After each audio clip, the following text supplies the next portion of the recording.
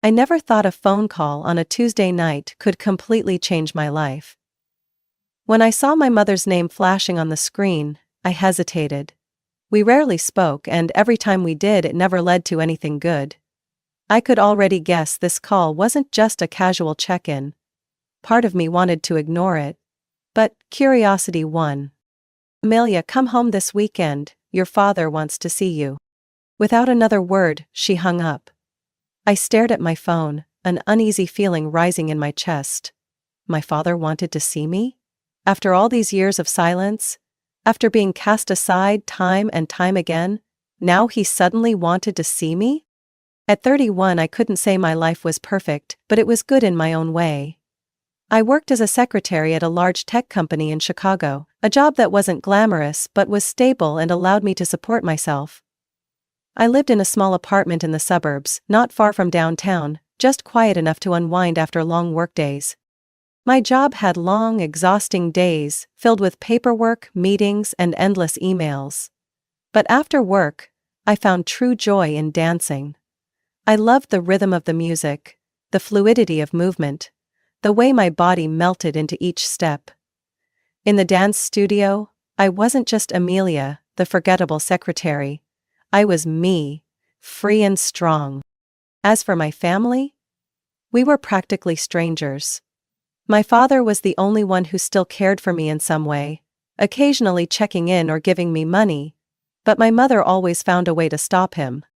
I had a younger sister, Lauren, 3 years younger than me, and from the day she was born, my place in the family had faded into the background. Lauren was always the center of attention, the princess of our parents. No matter how hard I tried, I was nothing more than the useless older sister. Throughout my childhood, my father was the only one who ever wished me a happy birthday, but I was never allowed to have a birthday party like my sister. My mother never permitted it. But Lauren? She never had to go without.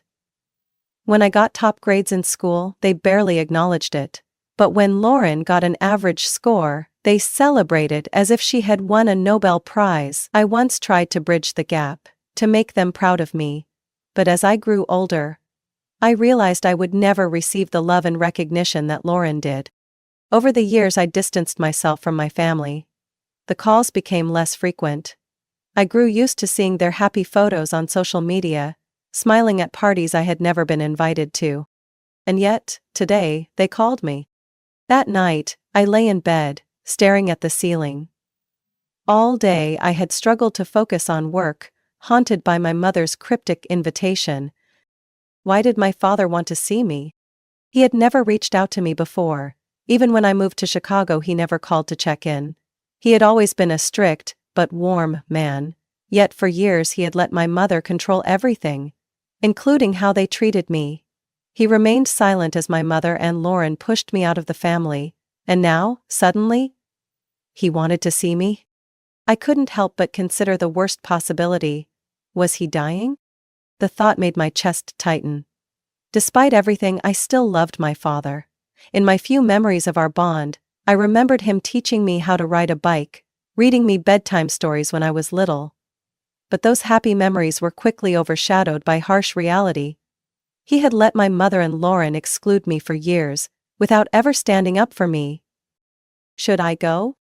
Part of me wanted to refuse, to protect myself from more hurt. But another part, a weak part I hated to admit existed, wanted to know the truth. If this was truly the last time my father wanted to see me, could I turn him down? After a sleepless night, I made my decision. I would go. On Saturday morning, I stood before the grand gate of the house I had grown up in. Or rather, the house I had spent years trying to belong to. The family estate remained as imposing as ever, with its perfectly manicured garden and pristine white exterior. But, to me, it had never truly been home. I took a deep breath and rang the doorbell. A moment later the door swung open, revealing my mother. Margaret. Her face devoid of any emotion. "You finally came," she said, her voice lacking warmth or welcome. I didn't reply. I simply stepped inside, feeling the familiar coldness of the house settle over me. Everything inside was as immaculate as ever, yet the tension in the air was suffocating.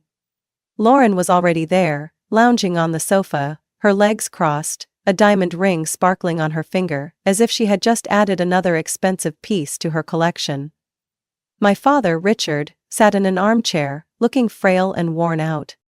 I quietly stepped forward. No one offered me a seat, but I pulled up a chair and sat down anyway, my eyes locking onto my father. I suddenly noticed how much he had aged, his skin pale, his eyes sunken, his hands trembling slightly. A deep unease crept into my chest. "Dad, I'm here," I said finally. He gave a weak nod, his gaze unwavering. "I don't have much time left, Amelia," he said slowly, his voice hoarse with fatigue. "The doctors, they say I have terminal cancer. Only a few months left." The room fell into a haunting silence. I heard my own breath hitch, while my mother and Lauren remained unfazed, as if this were just another piece of news. I'm sorry, Amelia." His eyes glistened with unshed tears. "I neglected you for too long. I left you alone for too many years. I can't change the past, but I want to make things right. I want to make amends." He pulled out a stack of documents and placed them on the table. "This is my will." I stiffened. My father continued, his voice growing weaker. "The apartment downtown will go to your mother." My mother gave a slow nod, unsurprised. "This house will go to Lauren." Lauren smiled, her gaze flicking toward me with smug satisfaction. "And my entire savings, investments, and liquid assets, totaling approximately $5 million, will go to Amelia." The air in the room shifted instantly. I was completely stunned. Lauren shot up from her seat, her eyes blazing with fury. "What?" My mother froze, then turned sharply to my father, her voice like a blade.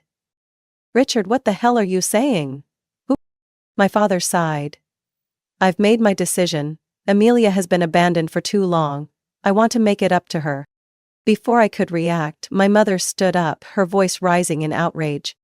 "No, absolutely not. What has Amelia ever done to deserve that money? She's done nothing but bring bad luck to this family." Lawrence stormed forward as well. "Dad, you're sick. You're not thinking straight. I'm the one who's always been here, the one taking care of you. I deserve that money, not her." I sat still, watching the spectacle unfold before me without saying a word. Dad slammed his hand on the table. "Enough." His voice, though weak, carried undeniable authority. "This is my final decision, and I will not change it." My mother clenched her fists, her face contorted with rage. Lauren looked as if she was about to explode. "You will regret this, Richard," my mother said, her tone dripping with threat. A tightness gripped my chest. I had never seen my father stand up for me like this. But I knew this wasn't over. 2 weeks later, my father passed away. The funeral was solemn, but I could feel the hateful glares from my mother and Lauren. I knew they weren't grieving. They were furious that they hadn't been able to change the will before he died. After the funeral, the messages started flooding in. "Mom, Amelia, you know very well that your father wasn't in his right mind when he made that will. You can't keep that money, it belongs to the family. Lauren, you will regret taking that money, it belongs to me." I didn't respond to any of them. But I knew they wouldn't stop there. I knew my mother and Lauren well enough to know they wouldn't let go of the money my father had left me. They would have a plan. And I was right. Because 2 weeks later at a family gathering at my mother's house, Lauren suddenly screamed that her diamond bracelet was missing and pointed straight at me. "Amelia stole it. Call the police. Call them now." I froze. An hour later, the police arrived and found the bracelet in my handbag. Lauren and my mother gasped in fake shock, while I could only stand there, a chill running down my spine as I realized I had been set up. The interrogation room at the police station was so cold, it sent a shiver down my spine. I sat up straight, my hands clasped together on the metal table, my gaze steady despite the panic churning inside me. Across from me, a middle-aged officer with sharp eyes studied me closely. "Ms. Amelia, do you have anything to say about the diamond bracelet found in your bag?" I took a deep breath, forcing my voice to remain as calm as possible. "I didn't take it," someone planted it on me. The officer raised an eyebrow, clearly skeptical. I didn't blame him. This happened right after my father's death, and I was the only one with a so-called motive for revenge. At least, according to the story they had fabricated. The door opened, my mother walked in. "I'd like to speak with my daughter alone," she said, her tone smooth but calculated. The officer hesitated for a moment before nodding and stepping out, leaving just the two of us. I clenched my fists, feeling a surge of anger rise as I took in her composed expression. She sat down, crossing her legs gracefully, as if she were negotiating a business deal rather than facing her daughter, whom she had just framed for theft. "Listen, Amelia," she began, lowering her voice to a dangerous whisper. "This can all go away. The police won't push this any further if you just give it up." I frowned. "Give up what?" She leaned in slightly, her eyes cold. "Give up the inheritance, sign away your rights, and this all disappears. No charges, no case, you can go back to your life untouched. I'll withdraw the complaint." I almost laughed in disbelief. Did she really think I would break that easily? "You're saying that if I renounce the money Dad left me, the diamond bracelet will magically disappear from my bag?" I scoffed. "Do you even realize what you just admitted?" She shrugged. "Who's going to believe you, Amelia? A woman accused of theft? Or a grieving widow?" I clenched my hands tighter. "I'm not giving it up. If you think I'm the same person who used to cave to you, you're wrong." She sighed, standing up, her eyes looking down at me with pure indifference. "Then good luck. You're going to need it." She walked out, leaving me sitting there, seething with fury. She had gone too far this time. That night I was released on bail, but the damage had already begun to spread. Message from my boss. "Melia, I heard about what happened. To protect the company's image, we've decided to place you on paid leave until this situation is resolved." A tight knot formed in my chest. They weren't firing me, but it was clear my reputation was already being affected. Lauren and my mother had planned this too well. If I didn't fight back, my career would be ruined, and I would be forever labeled a thief. I needed proof. I pulled out my phone and searched for someone who could help me. Someone whose name I had heard mentioned in a high-profile investigation a few years ago. Jack Reeves, private investigator. A former cop, now a detective known for cracking even the toughest cases. I pressed call. After a few rings, a deep male voice answered. "Jack Reeves speaking." I took a deep breath. "I need help. My family set me up, and I need proof to expose them." "Tell me everything," he said. I laid it all out. Jack listened in silence, occasionally asking sharp, pointed questions. When I told him about my mother's offer, giving up the inheritance to clear my name, he chuckled darkly. "That sounds less like theft and more like blackmail." "I need proof. I will reward you generously." "All right, I'll take the case. Give me 2 weeks. 2 weeks later, Jack called me on a rainy morning. "I have news for you, but you're not going to like it." I gripped my phone tightly. "Tell me." "I've been following Lauren. She's not just a liar, she's a cheater. She's having an affair." I froze. "Are you sure?" "Absolutely. I have photos, videos, and even recorded conversations. And one more thing, I have proof that your mother and Lauren deliberately staged the theft." My heart pounded.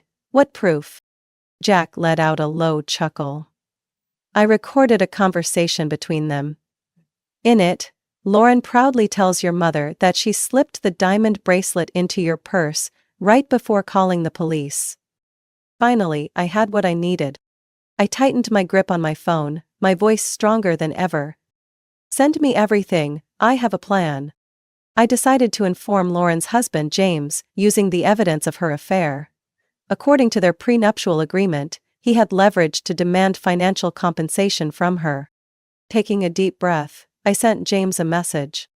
"We need to talk. I have something you need to see. Meet me at Rivertown Cafe at 3 p.m. If you care about the truth, don't be late."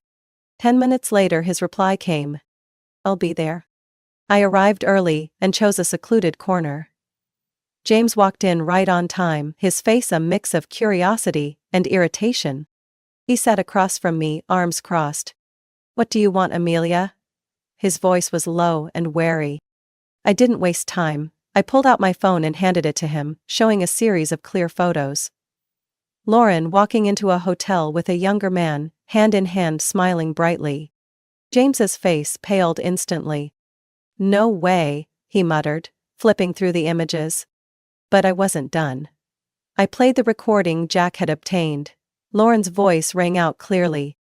"James is an idiot. Once I get my inheritance, I'm divorcing him. Who wants to stay with a boring guy like him?"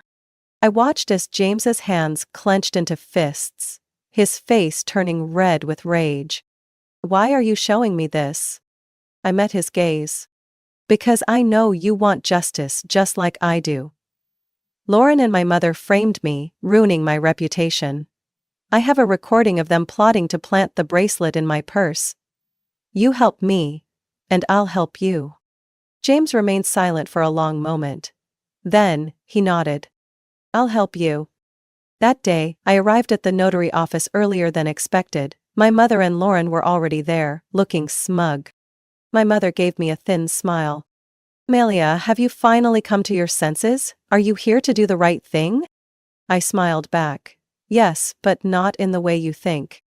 The notary, a middle-aged man with silver-rimmed glasses, sat down and opened the file. "We are here today to execute the last will and testament of Mr. Richard Thompson." He read through the terms. My mother would receive the downtown apartment. Lauren would inherit the family home. I would receive my father's savings, $5 million. When he finished, my mother spoke up, her voice laced with fake sympathy. "Amelia, before we finalize this, I want you to reconsider. If you willingly give up this money, we can rebuild our family bond."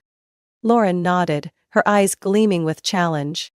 "Yeah, Amelia, if you let this go, we can pretend none of this ever happened." I smirked. "How touching, but maybe you should hear this first." I pulled out my phone and played the recording. "Lauren, just slip the bracelet into her bag before the police arrive, it's done." "Mother. She won't have a way out. After that, she'll have to give up the inheritance. We'll take everything back." The color drained from my mother and Lauren's faces. The room fell into a stunned silence. Lauren shot up from her seat. "You set us up." I raised an eyebrow. "Oh no, you did that to yourselves." Before they could react, James suddenly stood up and pulled a stack of papers from his pocket. "And I have something to say too." He slid the documents toward Lauren. "Divorce papers." Lauren went pale. "What?" James gave a cold smile. "You think I'd sit back, after learning you cheated on me and planned to leave me after getting your inheritance? Thanks to Amelia, I finally see who you really are." Lauren stammered. "James. Baby, He cut her off. "And don't forget, according to our prenuptial agreement, I'm entitled to financial compensation for your infidelity." My mother turned to Lauren, her eyes blazing with fury. "You idiot, Lauren, how could you be so careless?" Lauren gaped, but she had no defense left. The notary cleared his throat, looking at them sternly. "Given this evidence, I am obligated to report this matter to the court. Deliberately framing someone for theft could lead to criminal prosecution." My mother shot up from her seat. "No! We will sue her." I crossed my arms and met her gaze head-on. "Who do you think will believe you after all this evidence?" The room fell into silence. My mother and Lauren had lost.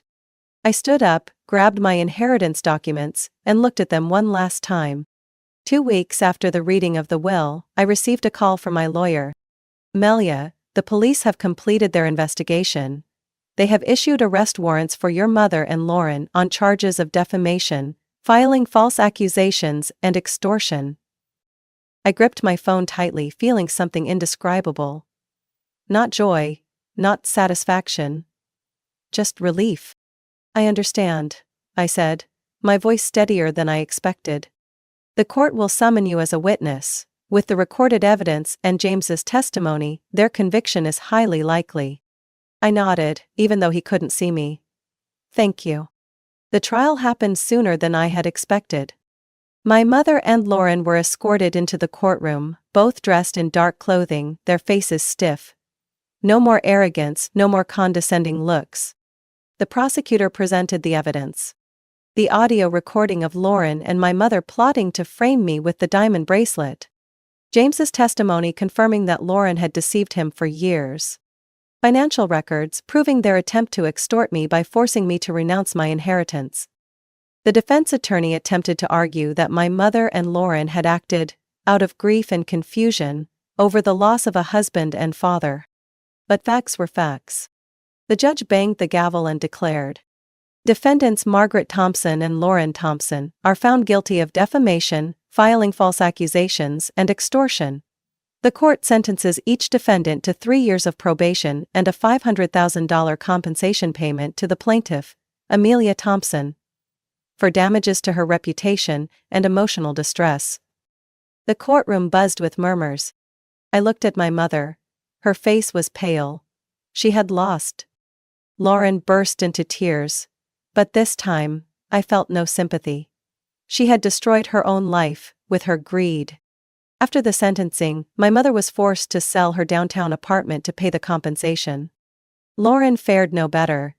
The family home she inherited from my father was sold to settle her divorce debts to James.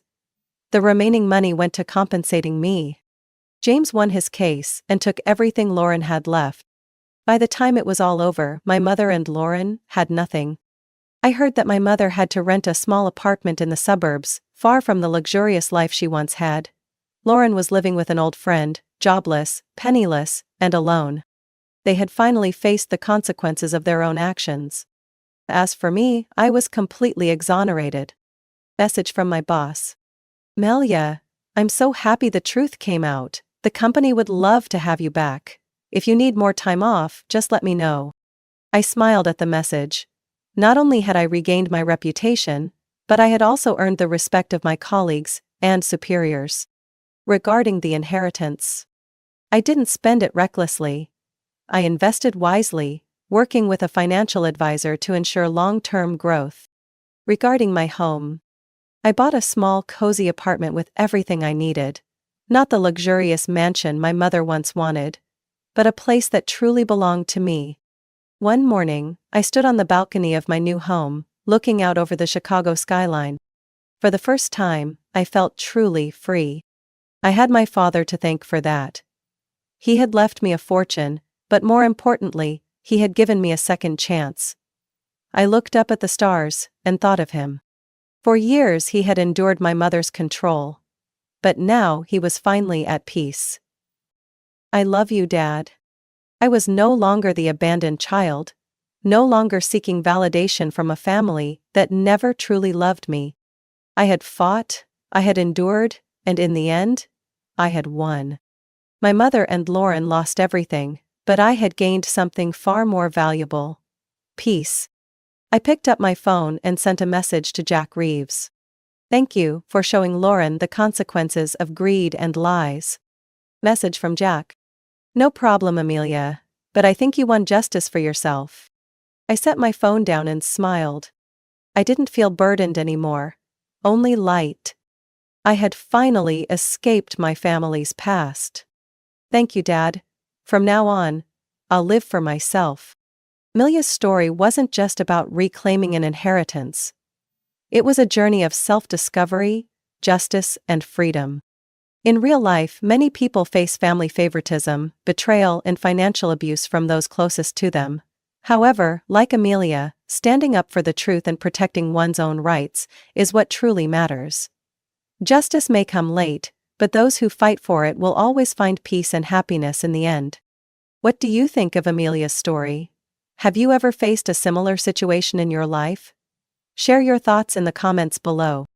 And don't forget to follow the channel to discover gripping, emotional stories filled with real-life lessons about family and life. My name is Scarlett. I'm 23. And if you asked me what I do around the house, the most accurate answer would be everything. Since I was 14, I've cooked, cleaned, done laundry, and tutored my 3 younger sisters. All while my mom applied her bright red lipstick every morning, and my dad watched TV like everything ran itself by magic. We lived in a quiet suburb in Ohio, where the neighbors thought we were the perfect family. 5 daughters, an engineer dad, and a stay-at-home mom. They didn't see me making dinner with grease-stained hands after working my part-time job. No one heard my mother say that sentence that buried my whole existence. One June afternoon, on the phone with her sister in Florida. "Don't worry about Scarlett, she's just the unpaid help around here. We're all focused on Chloe. She's performing in New York this fall." I was wiping the counter when I heard it. I froze, gripping the towel so tight I could hear the threads tearing. Unpaid help? Interesting how the woman who gave birth to me could erase me with a single sentence. Chloe, the youngest, 11 years old, took private piano lessons 3 times a week, competed in state competitions every month, wore custom-made dresses from New York, and was called the angel of the family. I gave up art class in 7th grade so Chloe could afford her first lessons. When I asked why, Mom said just one thing: "You're the big sister, you understand." I did understand. I understood that cleaning the house was my duty. I understood that when Dad walked through the door, dinner had to be hot, the table spotless, and Chloe seated in a clean dress, with her hair brushed and smile rehearsed. I understood that my role was to be the quiet shadow behind my sister's spotlight. When I said I wanted to go to college, my mother laughed, like I just told her I wanted to be an astronaut. "Be realistic. Who's going to take care of the house if you leave?" So I stayed silent. But I didn't give up. For 2 years, I worked part-time at a gas station and secretly applied to the University of Illinois. Music education. The major I used to dream about back when I played piano, before Mom made me give up my lessons for Chloe. The acceptance letter arrived one afternoon while I was doing laundry. I read it in the bathroom, tears silently streaming down my face. I had done it. I got in. But I couldn't tell anyone. If Mom found out, she'd laugh. If Dad found out, he'd shake his head and go back to his baseball game. And Chloe would cry. Like always. If I wasn't there when she needed me. I hid the brochures and scholarship papers under my mattress. I opened a separate bank account at a branch 10 miles from home, where no one in the family ever went. I saved every cent I could. Weekend babysitting money, gas station tips, even Lunar New Year bonuses from the grocery store owner near my old high school. Slow, but steady. And most importantly, no one knew. It wasn't until my mother called me the help, casually, without guilt, that I finally saw it clearly. I didn't have a place in this family. I wasn't a daughter. I wasn't a person. I was an invisible hand, keeping everything running so others could shine. I didn't scream. I didn't cry. I just dried my hands, checked a lasagna in the fridge, and let one quiet sentence float into the air like smoke. "Well then, let's see who really needs who." I unlocked my phone once the kids had gone to bed and the house fell into silence. The screen lit up my face in the mirror. A girl with dark circles under her eyes and sunburn that hadn't faded yet. I scrolled through my contacts and stopped at a name I had never dared to call. Beatrice Evans. I had only heard Mom mention her once, during an argument with Dad in the kitchen. I don't want the kids anywhere near that old woman. My mother's been dead to me for years, and I wish she actually was. My grandmother. A woman I'd never met but who lingered in the background like a family taboo. She had sent me a birthday card when I'd turned 10, along with a handmade cloth doll. Mom threw it in the trash and said, "Don't ever open anything from that woman again." I fished the doll out later and hid it in the bottom drawer. It's still there, tucked between college brochures I've hidden from my parents for over a year. I texted, "This is Scarlett. If you're Beatrice Evans, then you might be my grandmother. I don't know how to start this, but I think I need to talk to someone." It only took a few minutes. I've been waiting. Meet me tomorrow? Benson's Cafe, 9 a.m. I wore my old denim shirt, brushed my hair neatly, and left the house while the sky was still pale. Mom thought I had an early shift at the gas station. She didn't even look up when I closed the door. Benson's was one of those tiny cafes with red vinyl booths, a chalkboard menu, and the scent of cinnamon waffles drifting onto the sidewalk. Before I even stepped inside, I saw an elderly woman seated in the corner, holding a magazine, posture straight, silver hair pinned into a bun. Around her wrist was a silver bracelet engraved with one name: Scarlett. I froze. She looked up and smiled. You have your mother's eyes, but your own fire behind them. I sat down, heart pounding. You sent me a birthday gift, I said. And it got returned. Beatrice sipped her coffee, voice calm, not bitter. But I never stopped watching over you. I know you're working. I know you got into Illinois.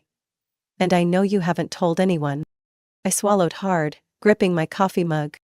You know? All of it? Scarlett, she said, placing her hand over mine. Eyes gleaming with something fierce and gentle all at once. You have a future. And I've been preparing for it for a long time. I set up a trust fund when you were born. Enough to put you through college, give you years of independence, and help you start fresh. I laughed, a sharp, bitter sound that escaped before I could stop it. Why would you do that, when Mom doesn't even speak your name? Because I've seen this before. Her voice lowered. Your mom had a younger sister. Joelle? She had dreams too, but was forced to give them up to fit the mold your mother believed in. Joelle left, and never came back. Your mom blames me for not stopping her, but she's the one who pushed Joelle away. I went still. I had never heard that name in my life. Scarlett, she continued. History's repeating itself, and I'm not going to stay silent this time. I nodded slowly, my throat tight. That evening, as I was chopping vegetables in the kitchen, my 17-year-old sister Kayla walked in, eyes sharp with suspicion. Who'd you meet this morning? I turned, trying to sound casual. A friend. An old friend? Kayla folded her arms. You think we don't notice? Chloe said you've been acting weird, and I saw you crying in the bathroom last night.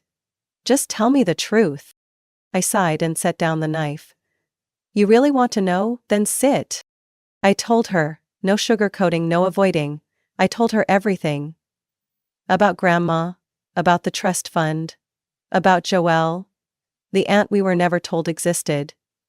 Kayla sat frozen. After a long pause, she whispered, You think Mom would do the same to me if I ditched law school and went into photography instead?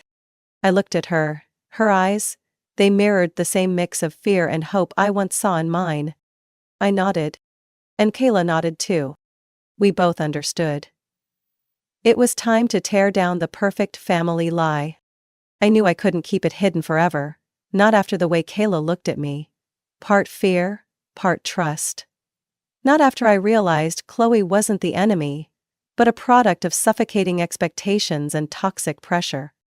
That night, I placed my college acceptance letter in the middle of the dinner table. The very spot where Mom usually laid out the family budget at the end of every month. And sat down to wait. Dad was the first to enter the kitchen. He glanced at the envelope, opened it without a word. His brows furrowed as his eyes scanned the line. Congratulations, you've been accepted to the University of Illinois. What is this? Mom walked in right after, arms full of Chloe's recital dresses. What's that, Frank? He handed the letter over. The room turned cold, like someone had opened a freezer door. I got into college, I said, my voice as sharp as steel. Music education, starting this fall. Mom didn't look at me.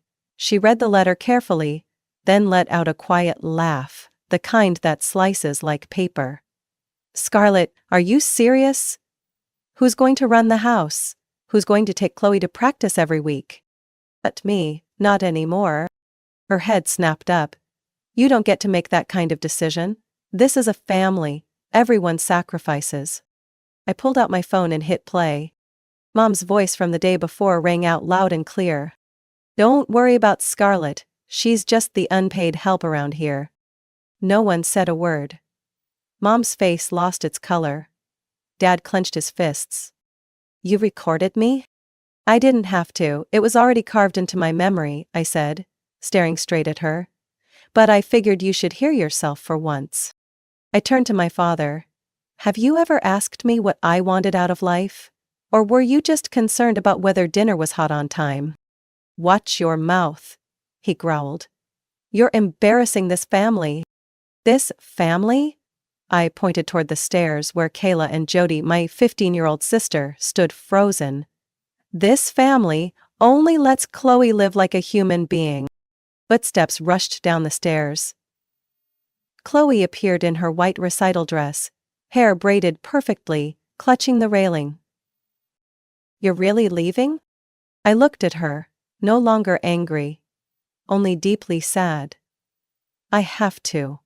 Not because I hate you, but because if I stay, I'll disappear completely. Mom sank into a chair, lips pursed. You don't know what you're throwing away.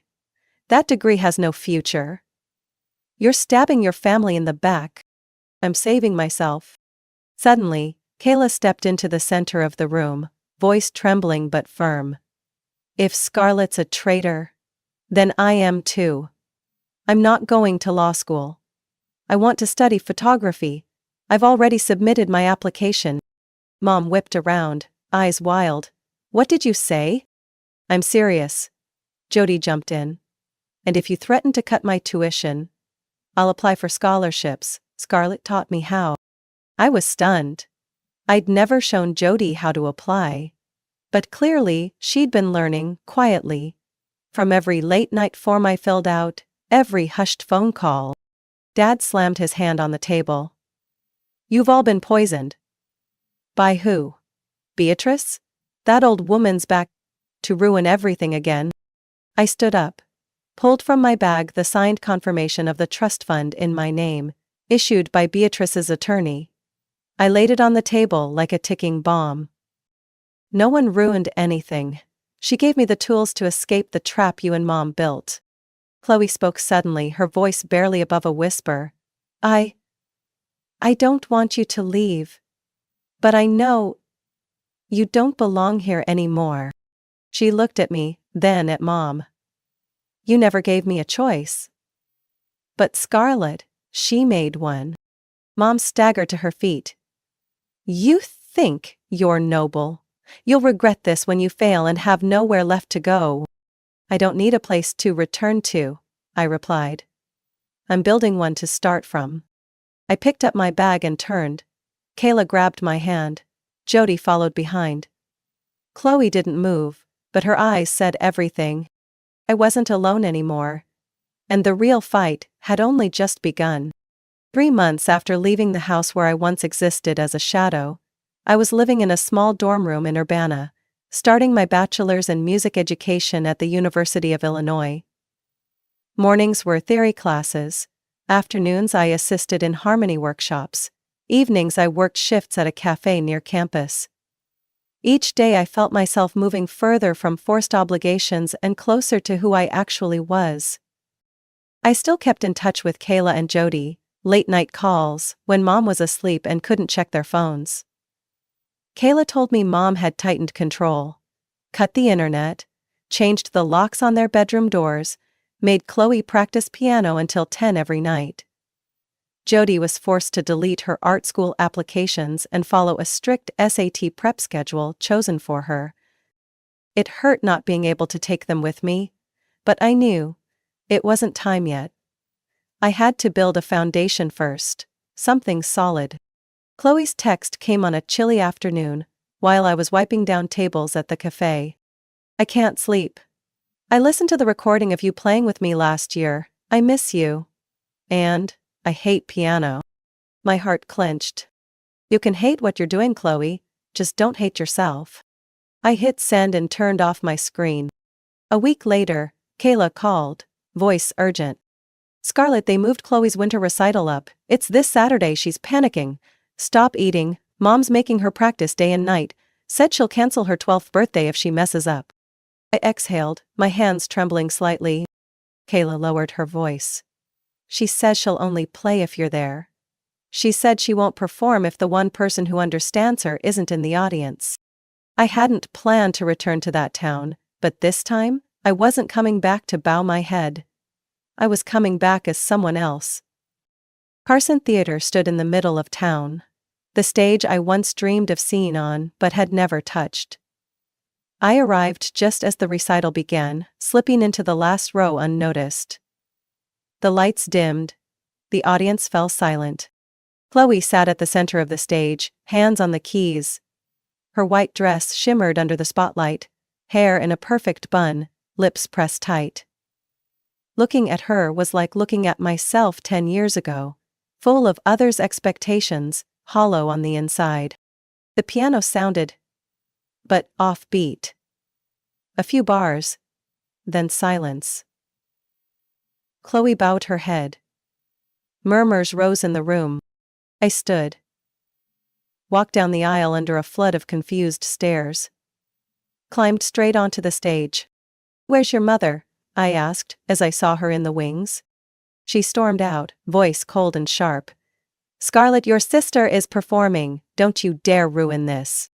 "I'm not ruining anything, I'm saving her." I leaned down and whispered into Chloe's ear. "You don't have to play that piece, play what you want." Chloe nodded, trembling, then placed her fingers on the keys, and played a different melody, not from the program, not perfect, but raw and breathtaking. The judge, seated in the center, a silver-haired woman with a red pen in hand, rested her chin on her palm and listened. When Chloe finished, the hall stayed silent. Then came applause. From the judging panel itself. "What's your name?" the woman asked. "Chloe Henderson," she replied, eyes still glassy. "Who taught you that piece?" She looked at me. "My sister." I bowed my head slightly. After the performance, I was called into the judge's room. The woman? Judith Lang. Introduced herself as the head of admissions for the Chicago Youth Music Program. "Miss Scarlett, we need mentors like you, really. Not ones following outdated curricula. Someone who actually connects with the kids. Would you be interested in assisting next semester?" I was stunned. Half of me wanted to scream. The other half could barely speak. "I'd love to." My mother showed up right after, grabbing Chloe's wrist. "We're leaving," she barked. Chloe stepped back. "No, I want to talk to Scarlett." I moved in front of her, shielding her with my body. "You can drag her home, but you don't get to control me anymore." Mom looked at me like she wanted to slap me. But she couldn't. Not in front of everyone. Not while I was standing tall. I leaned down and whispered to my youngest sister. "When you're ready, I'll always be here." And this time, I walked away without looking back. The girl who used to be the shadow was now the light. 2 weeks after Chloe's fateful recital, I was invited to a board meeting at Greenbridge School of Music, the same place that rejected my scholarship application at 17 because I lacked a complete family profile. This time, I walked in wearing a different title. Official Teaching Assistant for the Midwest Youth Talent Program. The door was opened by Judith Lang, the same woman who had shaken my hand after Chloe's unexpected performance. She handed me a thick envelope. "Welcome to the Greenbridge Board of Directors, Scarlett. We just approved a new seat for a community representative, and no one is more qualified than you." I stood frozen. I'll have a vote in school policy?" "Not just that," she smiled. "You'll also design a mentoring program for students without access, students like you once were." I nodded, clutching the envelope so hard it bent in my hands. The next day, I returned home. Not to ask for permission, but to make an announcement. The whole family was having dinner. Mom sat at the head of the table, as always. Dad silently ate. Chloe sat still, while Kayla and Jody occasionally glanced at me, waiting. I stood by the kitchen entrance and placed a stack of documents on the table. I'm going to lead the new mentorship program at Greenbridge. The school Mom once said was out of our league. Mom looked up. Her face wasn't red with anger anymore. It was pale, as if she'd just gotten bad news. You plan to bring those stray kids into that school? We used to be those stray kids in your eyes, Kayla said, setting her fork down, voice like a blade. Now we're writing the rules. Mom looked around the table like she was being surrounded. This is betrayal. No, I said, this is justice. Chloe swallowed hard. She wore one of my old hoodies, her hand still stained with ink from sketching comics. I don't want to go to Juilliard, she said, her voice barely a whisper. I sent a rejection letter. Mom shot up. Chloe, what are you doing? Your future isn't yours to control. Chloe cut in, locking eyes with her. I want to live, not perform. My father put down his knife and fork. A small gesture, but, in our house, it was seismic. Marilyn, he said slowly, we were wrong. Mom turned to him in disbelief. You're taking their side? I'm tired, he sighed. Tired of this cycle you created since Joelle left. That name dropped onto the table like a church bell toll. All three of my sisters turned to look at me, wide-eyed. Joelle? Jody asked. I nodded. Our aunt. The one Mom never talked about. She wanted to be an artist but was pushed so hard she left and never came back. Mom gripped the edge of the table. Enough. Not yet, I said, stepping forward and laying down a copy of the letter Joelle once sent to Grandma Beatrice. This is proof. She didn't abandon the family. She was forced to choose between survival and a dream. Chloe picked up the letter, reading every word. Her face went pale. She turned to Mom, voice shaking but steady. And you did the same thing to me. Marilyn Henderson, who once ruled this family with silence and orders, collapsed into her chair like her spine had given out. You don't understand, she whispered. I just wanted you all to have secure futures. No, I replied. You wanted us to follow a script you wrote, and if anyone stepped off script, you erased them. Dad stood up, grabbed his coat. I'm going to stay with my sister for a while. Maybe I need a fresh start too. Mom said nothing. Didn't stop him. Didn't cry. For the first time, she knew her control was gone.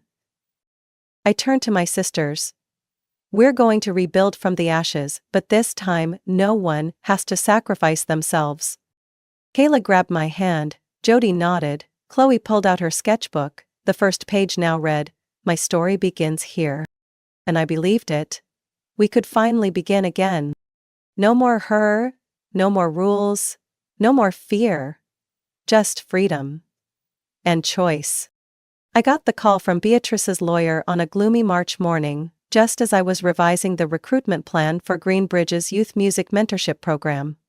His voice was soft like someone used to delivering sad news. Scarlett, your grandmother passed away last night in her sleep. Peacefully. I said nothing. The words on my screen blurred. I had known the day would come. She'd been getting weaker for months. But some foolish part of me still clung to the hope that I had more time. The funeral was quiet, held at a small church on the west side of the city. No extravagant flowers, no long eulogies. Just me, my 3 sisters, a few of her old friends, and Miles. My boyfriend, the only person who'd stood beside me without fail. My mother didn't come. My father sent a white wreath and a card that read, Mother Beatrice, I'm sorry for the things I never had the courage to make right. After the service, we went to the lawyer's office to hear the will. The room felt like the calm before a storm. The Chicago apartment, the trust fund, her Greenbridge board shares, and full guardianship of Kayla and Jody. All are to be transferred to Scarlett Henderson. He read aloud, each word landing like stones dropped in still water. Kayla gripped my hand. Jody broke down in tears. Chloe will receive a separate fund for therapy, personal development, free from academic or performance expectations. Funds will be released only with therapist approval. I looked at my youngest sister. She didn't cry, just nodded, slowly and deliberately. Lastly, the lawyer continued, Beatrice has requested the creation of a new scholarship program in her name and that of a late loved one. The Joelle Beatrice Foundation, dedicated to siblings torn apart by favoritism within their families. Scarlett will be founder and director. I was speechless. Joelle, the name once forbidden in our house, now etched into her legacy as an undeniable truth. 1 year later, I stood in a sun-filtered room inside the community art center we'd built with the foundation's funding. Black and white portraits hung on the walls, capturing moments of reunion between brothers and sisters, some filled with tears, others cautious smiles after years apart. Kayla was leading a photography workshop for kids using just their phones. Jody ran the music room. Chloe sat cross-legged on the floor, sketching comics with a few children, a soft smile on her lips. Miles walked over and handed me a fresh stack of applications. Over 70 this round, he said. And most of these families had no idea they were raising children in a system of silent inequality. I flipped through the forms, reading stories that felt all too familiar. The older sibling always praised, the younger constantly compared. The firstborn who gave up everything for the more promising youngest. Kids assigned roles before they even knew who they were. I keep wondering, I whispered. If Grandma were alive to see this, what would she say? Miles looked at me, eyes gentle. She'd say, Scarlett, you've finally done what 2 generations before you couldn't. That evening, I received a message from my mother. The first one in 2 years. I know you probably don't want to hear from me. I'm living in Cleveland now. Alone. I've started seeing a therapist. If you're willing, I'd like to visit the center. Not to interfere, just to see what you've built. I set the phone down. I didn't feel joy. I didn't feel anger. Just stillness. I thought of Chloe's eyes when she first read Joelle's letter. Jody's first real laugh after performing her own music. Kayla, once shaking as she said she wanted to study photography, now confidently leading her own class. I picked the phone back up and typed one simple line. Friday, 2 p.m. Don't come alone. Bring the mother I've never met. And I hit send. Legacy isn't about money. It's the chance to rewrite what love means after it's been twisted too long. I was once the unpaid help, now I'm the one rewriting the rules. And no one can erase me from the family story ever again. One late spring morning, I woke to the soft strumming of guitar strings drifting in from the back porch. Not piano. No rigid etudes anymore. Just slow, clumsy, honest acoustic chords. I stepped outside and saw Chloe sitting on Grandma Beatrice's old wooden chair, cradling a small dark wood guitar. Her hair was pinned up, cheeks pink from the sun, eyes focused on a handwritten page of music. I thought you'd stick with comics, I said quietly, pouring tea. I still draw, Chloe smiled. But now I write background scores for my stories. I sat beside her. The breeze carried the scent of lavender from the vine Grandma used to tend. What's this one called? I asked. Chloe glanced over, then back at her page. Starting from nothing. I didn't ask more, just nodded. She didn't need anyone's approval anymore. Kayla had just received a full scholarship in documentary photography at Syracuse University. The girl once trapped inside a box labeled law school, now stood in unfamiliar lands, capturing the world through her own lens. Jody had been accepted directly into Oberlin Conservatory as an emerging composer. She was writing her first symphony, titled Silent Kitchens. inspired by the nights I quietly made dinner when I was 17. And me? I was counting down to my wedding. Miles proposed in Beatrice's garden, where all four of us had once pulled weeds and replanted wilting flower beds after she passed. He didn't kneel in a fancy restaurant. He just took my hand as we planted a lilac in the back corner, then quietly held out a ring. "You rebuilt your life from this bare soil," he said. "Let me build the rest of it with you. Not to rescue you, but to build with you." I said yes, without hesitation. Today was a Sunday. No work, no meetings, just the garden. Buzzing bees, Jody's laughter from the kitchen, Kayla's camera clicking, and soft guitar notes from the porch. I was planting rosemary when Chloe came over, guitar in hand. "Do you have time to hear a piece?" I looked up, brushed off my hands. "Of course." She sat on the step and began to play. The tune wasn't perfect, a few missed notes, but it overflowed with feeling. The lyrics spoke of darkness, silence, and the urge to run. But also of choosing to stay. Long enough to learn how to define yourself. I didn't say anything when she finished. I just wrapped my arm around her shoulders. "Will you perform this at the center's grand opening?" Chloe hesitated. "I'm not sure, but if you're there, I'll always be there." We sat in silence, watching the garden bloom before us. I thought of Beatrice, of her morning tea, her quiet but piercing wisdom, and how she believed in me before I ever believed in myself. I haven't decided whether I want children of my own. But I know one thing for sure. If I ever do, I won't shape them into someone else, only support them to become themselves. Family, I've realized, isn't a place where you sacrifice who you are to be loved. It's where you're free to be you, without comparison. Without erasure. I stood up, brushed the dirt from my skirt, and walked back toward the house. Behind me, Chloe called out, "Scarlett?" I turned. "Thank you for not staying silent forever." I smiled. "And thank you for speaking up when it mattered." In that garden, among new sprouts, imperfect melodies, and just bloomed dreams, I knew our story wasn't ending. It was just beginning, in truth, in freedom, and in love, without conditions. Scarlett's story reminds us that sometimes, family isn't where we're unconditionally loved. It's where we first learn to love ourselves.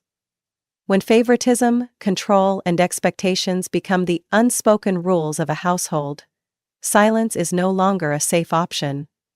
Scarlett had the courage to break the mold and redefine family, through choice, resilience, and love, without demands. Her journey isn't just one of personal healing, it's a legacy of strength for the generations to come. What do you think about Scarlett's journey and how she redefined what family means? Share your thoughts in the comments below. Don't forget to follow the channel for more heartfelt, powerful stories about life and family relationships. My name is Lisa, I'm 24 years old, a recent college graduate, and just beginning to build my career. The story I want to share starts with the house my mother left me after she passed away from lung cancer 6 years ago. My mom was an incredibly thoughtful and forward-thinking woman. Even before her diagnosis, she meticulously planned everything to ensure I wouldn't have to worry about my future. The house was her own property, purchased before she married my father, and fortunately she left it to me in her will with a heartfelt message: "You will always have a home, no matter what happens."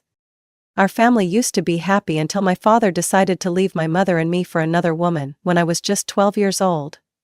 There were no arguments, no battles over property or custody. He simply left.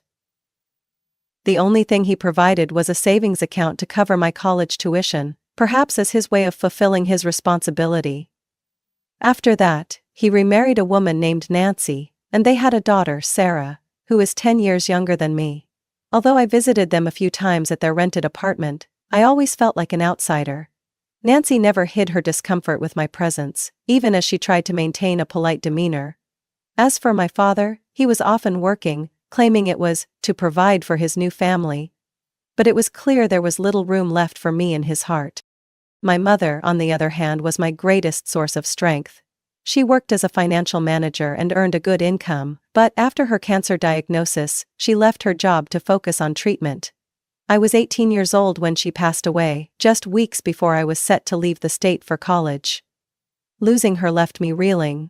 But I reminded myself that she had done everything to prepare me for life without her. It was her love and resilience that gave me the strength to move forward. From that moment, I knew that the house wasn't just an inheritance. It was a place filled with all the love my mother had poured into me. My mother, Catherine, was always a meticulous and forward-thinking woman. From a young age, I would watch her jot down detailed notes in her notebook, planning every aspect of our lives. She often said, "You can't control everything in life, but you can prepare the best you can to face it." Those words became etched in my mind when she was diagnosed with lung cancer at the age of 18. Even knowing her illness was not easily curable, she remained calm, dedicating her remaining time to ensuring my future was secure. She sold off unnecessary assets to settle any debts, leaving the house as her final gift to me, along with her message. "Lisa, this is a place you can always call home, no matter what happens." During the 4 years she battled the disease, I witnessed her incredible resilience. She endured the pain of chemotherapy and the long days spent in the hospital, yet she never complained or gave up. Even in her final days when her strength had all but faded, she reminded me about her will and how to manage the house. "I'm doing everything so you won't have to worry," she said. As I held her hand tightly, tears streaming down my face, it was at that moment I realized how deep her love was. So much so that she put my happiness above her own suffering. When she passed away, it felt like my world had collapsed. The house became the only place that made me feel like she was still with me. Every corner carried her presence. From the paintings she had carefully hung on the walls, to the garden she tended so lovingly. I would often sit in her old armchair, looking out the window at the blooming flowers she had planted, feeling the warmth of the memories we had shared. She didn't just leave me a house, she left me a legacy of love and sacrifice. Whenever I think back to those days, I know I must keep moving forward and protect the priceless gift my mother gave her entire life to provide for me. This house isn't just a place to live, it's a reminder that I am stronger than I ever believed, just like my mother always was. My father, Robert, was once an important part of our small family, but that all changed when I was 9 years old. The day he packed his suitcase and left us for another woman, everything seemed to fall apart. There were no arguments, no tears, and no signs of regret from him. Just a brief hug and a vague promise that everything will be okay. From that moment on, my mother, Catherine, carried the weight of the family alone. She became both mother and father, never letting me feel like I was lacking love or support. My father remarried fairly quickly to a woman named Nancy. I met her a few times during brief visits. Nancy never made much of an effort to make me feel welcome. Though she tried to maintain a polite exterior, the distance was always evident in her tone and the way she looked at me. As for Robert, while he still called to check in occasionally, his attention faded, especially after he and Nancy had a daughter, Sarah, who was 10 years younger than me. I became an outsider in his new family, a visitor, and the growing distance only reinforced the feeling that I no longer belonged in his world. Even so, I've always appreciated that he paid my entire college tuition up front. Perhaps it was his way of trying to make up for the responsibilities he couldn't fulfill as a father. But that financial support couldn't fill the emotional void he left behind in my heart. What hurt me the most was what I discovered later. During the 4 years I was away at college, he had lied to Nancy, claiming that my mother's house was his property and that he had been generous enough to let my mother and me live there. The fact that he could fabricate such a story about the place that held all my mother's memories and love was something I could never forgive. He turned my mother's legacy into a tool to sustain his new life with Nancy, without any regard for how it would affect me. That betrayal made me feel like I had lost not just a father, but also the last shred of trust I had left in him. Nancy, my stepmother, always carried an air of false sophistication, making it easy for others to believe she was a kind and considerate woman. During the early years of her family living in my mother's house, Nancy worked hard to build a warm image. She often prepared elaborate dinners, invited me to her small social gatherings, and frequently referred to me as Robert's lovely stepdaughter. But after I graduated and returned to the home my mother had left me, that facade slowly began to crumble. From the moment I walked through the door, Nancy discreetly showed her displeasure. Comments like, "Lisa, how long do you plan to stay?" or "Don't you think it's time to live independently?" became more frequent. Though I knew she was trying to push me out of the house, I stayed calm and tried to maintain a good relationship, thinking this was still my father's family. Everything changed, however, after the offensive phone call Nancy made while they were vacationing in the Maldives. Her harsh tone and cutting remarks, calling me a freeloader and a burden, revealed what she truly thought of me. Sophie, my half-sister, had once been my little companion during my visits home. I remembered the days we'd draw together or share funny stories about school. But under Nancy's influence, Sophie began to change. As Nancy grew colder and more negative toward me, Sophie became distant. She started referring to me as her when talking to her friends, and would pass by me as if I were invisible. She had been drawn into her mother's selfish manipulation, and that hurt me more than Nancy's cruel words ever could. Living under the same roof became more strained with each passing day. Nancy employed subtle, silent attacks, such as deliberately ruining my clothes in the laundry, moving my mother's belongings to obscure corners, and even attempting to redecorate the house.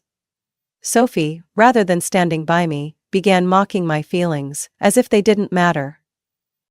When Nancy and her family returned from their vacation, her fury erupted upon discovering I had changed the locks and packed their belongings into the garage. She screamed that I was ungrateful, a selfish child, and even threatened to call the police to reclaim her house. But what angered me the most was my father's silence. He stood there, saying nothing, as if he couldn't bear to confront the truth. That final confrontation with Nancy made it clear to me that reconciliation was impossible. When she attempted to feign friendliness in the hopes of persuading me to let her family stay, all I felt was disgust at her insincerity. I stood firm, and in the end, Nancy had no choice but to accept defeat. They left, taking all the belongings I had carefully packed for them, along with their barely disguised resentment.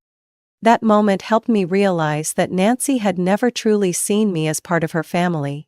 To her, I was merely an obstacle standing in the way of what she wanted.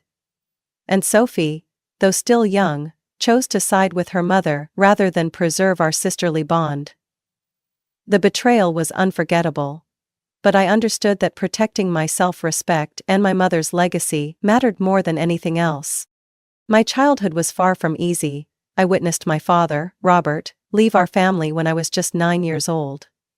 At that age, I was too young to understand why he chose to abandon my mom and me to build a new life with Nancy. My mother, Catherine, never let me see her pain. Instead, she buried herself in work, doing everything she could to ensure I had a stable and full life, so I wouldn't feel the absence of my father. But nothing could hide the emptiness that lingered in the house after his departure. Life became even harder when my mom was diagnosed with lung cancer at the age of 14. For 4 years I watched her fight the disease every single day, maintaining an optimistic spirit despite the pain and physical toll it took on her. Every time she smiled and said, "You have to be stronger than anything, Lisa," I knew she was putting all her hope in me, wanting me to live for both of us. Sure as hell you did. When she passed away at 18, just weeks before I was set to leave for college, it felt like my entire world had fallen apart. Even so, I decided to let my father, Nancy, and Sophie stay in my mother's house while I went to school, partly because I couldn't think of a better solution at the time. They helped clean and take care of the house in my absence, and initially everything seemed fine. But, as I've shared, the events that unfolded later made me realize that my kindness had been taken advantage of. During that time I kept in contact with them, thinking I was making an effort to build a family bond, but now, looking back, I see that I spent far too much time trying to fit into a group of people who never truly saw me as part of their family. The memories of my childhood with my mom have become my sole source of strength, helping me overcome the pain and protect the legacy she left behind, even if it meant standing up against my own family. When I decided to let my father, Nancy, and Sophie live in my mother's house, I believed it was the best way to keep the house safe while I was away at college. In the beginning, everything seemed to go well. Nancy appeared to be a thoughtful stepmother, often cooking family meals and inviting me to join her for small gatherings. Sophie, my half-sister, started to warm up to me, frequently pulling me into her room to show me her latest drawings or share funny stories from school. My father, despite being busy with work, seemed to be making an effort to spend more time rebuilding our relationship. I began to feel, though a bit awkwardly, that we were slowly becoming a family. But the first signs of pretense began to surface when I came home for my first holiday break. Nancy would make subtle comments about how I needed to become independent soon, or start looking for my own place. Initially, I brushed it off as a misunderstanding. But as the breaks passed, her attitude became increasingly apparent. She began rearranging my mother's belongings, claiming it was time for a fresh look. Sentimental items, like my mother's favorite vase, were shoved into obscure corners and replaced with cold, impersonal decorations of Nancy's choosing. Sophie, once a sweet and eager little sister, also changed. She no longer greeted me enthusiastically when I came home. Instead, she grew distant, even cold, and treated me as though I were a stranger in my own home. One day I overheard Nancy whispering to Sophie in the kitchen, saying that I was just a freeloader, and that the house belonged to their family. Sophie quietly agreed, and at that moment I realized I had been pushed out of the family dynamic they had created. I tried to maintain the peace, convincing myself that the tension was temporary, but when I discovered that my father had lied to Nancy, telling her the house belonged to him, everything became crystal clear. Nancy's efforts to appear friendly weren't about building a harmonious family. They were about taking over the house. Under Nancy's influence, Sophie began to view me as an obstacle, someone who didn't belong. Each time I tried to confront my father for answers, he would evade the conversation, repeatedly saying, "It'll all work out." But it never did. Instead, the house gradually turned into a foreign place where I, the rightful owner, was treated as an outsider. The memories of my mother in this house continued to remind me of her love and sacrifice, but the people living here made me feel like I had lost everything. After graduating from college, I returned home with excitement and a sense of comfort, thinking I was about to start a new chapter in the place I've always called home. But as I stepped onto the familiar porch, the smile on my face quickly faded. My old key no longer fit the lock. I tried again and again, but it was no use. My heart sank as I realized something was wrong. I hadn't been informed of any changes, and a vague sense of unease began to creep in. I knocked on the door, and after a few moments Nancy appeared, her face showing a mix of surprise and discomfort, as if she hadn't expected me to return. When I asked why the locks had been changed without my knowledge, she gave a dismissive response, saying it was for security reasons.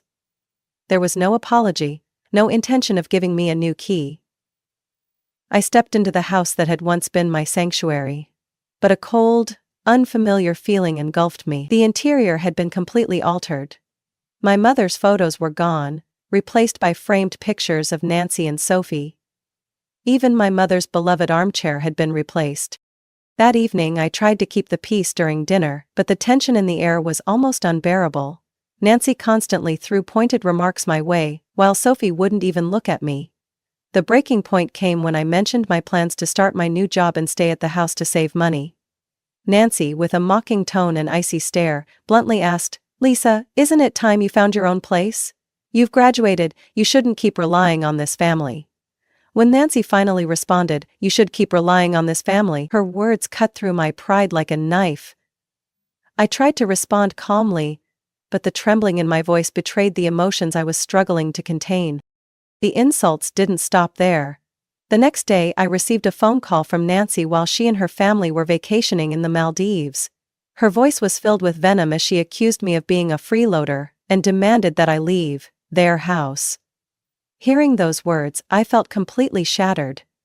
Nancy, who had once pretended to be kind, no longer hid her true intentions. What hurt even more was hearing Sophie's laughter in the background, as if she wholeheartedly agreed with everything her mother said. I sat silently in the house, now feeling like a stranger in what should have been my home. But as the anger rose within me, I realized I couldn't let them continue trampling on my mother's legacy. I decided it was time to act. I wouldn't let them turn my mother's house into a place they could manipulate as they pleased. The next day I changed all the locks, moved their belongings into the garage, and prepared myself to face whatever came next. I had endured enough. It was time to protect what was mine. Realizing I had no other choice, I decided to take action to protect what was rightfully mine. Early the next morning, I contacted a locksmith and requested that all the locks in the house be changed. When the locksmith finished, I held the new keys tightly in my hand, feeling both relief and resolve. This wasn't just about securing the house. It was a statement that I wouldn't let anyone trample on my mother's legacy. Then, as soon as I'd packed my things into a nearby stable and driven off, I came to the realization. Next, I began clearing out my father, Nancy, and Sophie's belongings. I went room by room, carefully gathering everything that belonged to them: clothes, books, and even the decorative items Nancy had used to replace my mother's. This wasn't just a physical task, it was a way of reclaiming control. Every item I packed into boxes reminded me that they didn't belong here. By the end of the day, everything had been neatly packed and placed in the garage, ready for them to take. That night, I sat in the familiar living room, looking around at a house that was slowly returning to the way my mother had built it. Her photos were back on the walls, and her old armchair had been restored to its rightful place. For the first time in a long while, I felt a sense of peace amidst the storm that I knew wasn't entirely over. The next day they returned. When my father's car pulled up in front of the house, I watched through the window as Nancy's face shifted from surprise to anger. She stormed out of the car and shouted, "Lisa, what the hell do you think you're doing?" Calmly, I opened the door and faced them. "I've packed your things," I said firmly. "They're in the garage.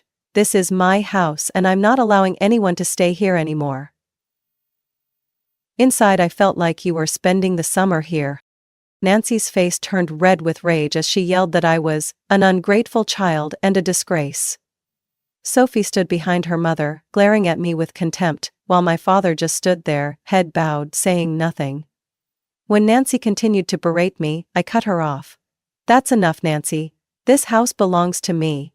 My mother left it to me, and the only reason you've been here is because I allowed it. But that ends now." Finally my father spoke, his voice weak. "Lisa, do you really have to take it this far? We're family." I looked directly at him, overwhelmed with disappointment. "Family?" I asked. "You stood by and let Nancy insult me. You even let her believe this house belonged to her. Family doesn't do that to each other." After more arguments, they had no choice but to leave. As their car disappeared down the street, I closed the door and felt a relief I had never known before. My mother's house was finally back in the hands of its rightful owner. And I knew I had done the right thing to protect it. When Linda stepped out of the car in her expensive dress and designer sunglasses, a flicker of confusion crossed her face as she noticed the new locks. But she quickly regained her usual confidence, striding toward the door with a fake smile. "Lisa, darling," Linda said sweetly, her voice dripping with manipulation. "I don't understand what's going on. But surely we can talk about this as a family? Right?" She set about remaking the locks, and with care, slowly and carefully pushing 2 fingers from the gate, she pointed Linda to the lock. I stood on the porch, my expression calm, though a storm raged inside me. "There's nothing to talk about, Linda," I replied coldly. "Your belongings have already been packed and are in the garage. You should take them and leave." Linda froze for a moment, before quickly adopting a look of surprise mixed with feigned hurt. "Lisa, you're joking, right? You can't seriously be throwing your family out of the house like this. We've lived here as a family for the past 4 years. She tried to sound sincere, but her shifting eyes and trembling voice betrayed her. "Don't call me darling, Linda," I said, staring directly at her. "This is my house. My mother worked her entire life to build this place and left it to me. Not to you.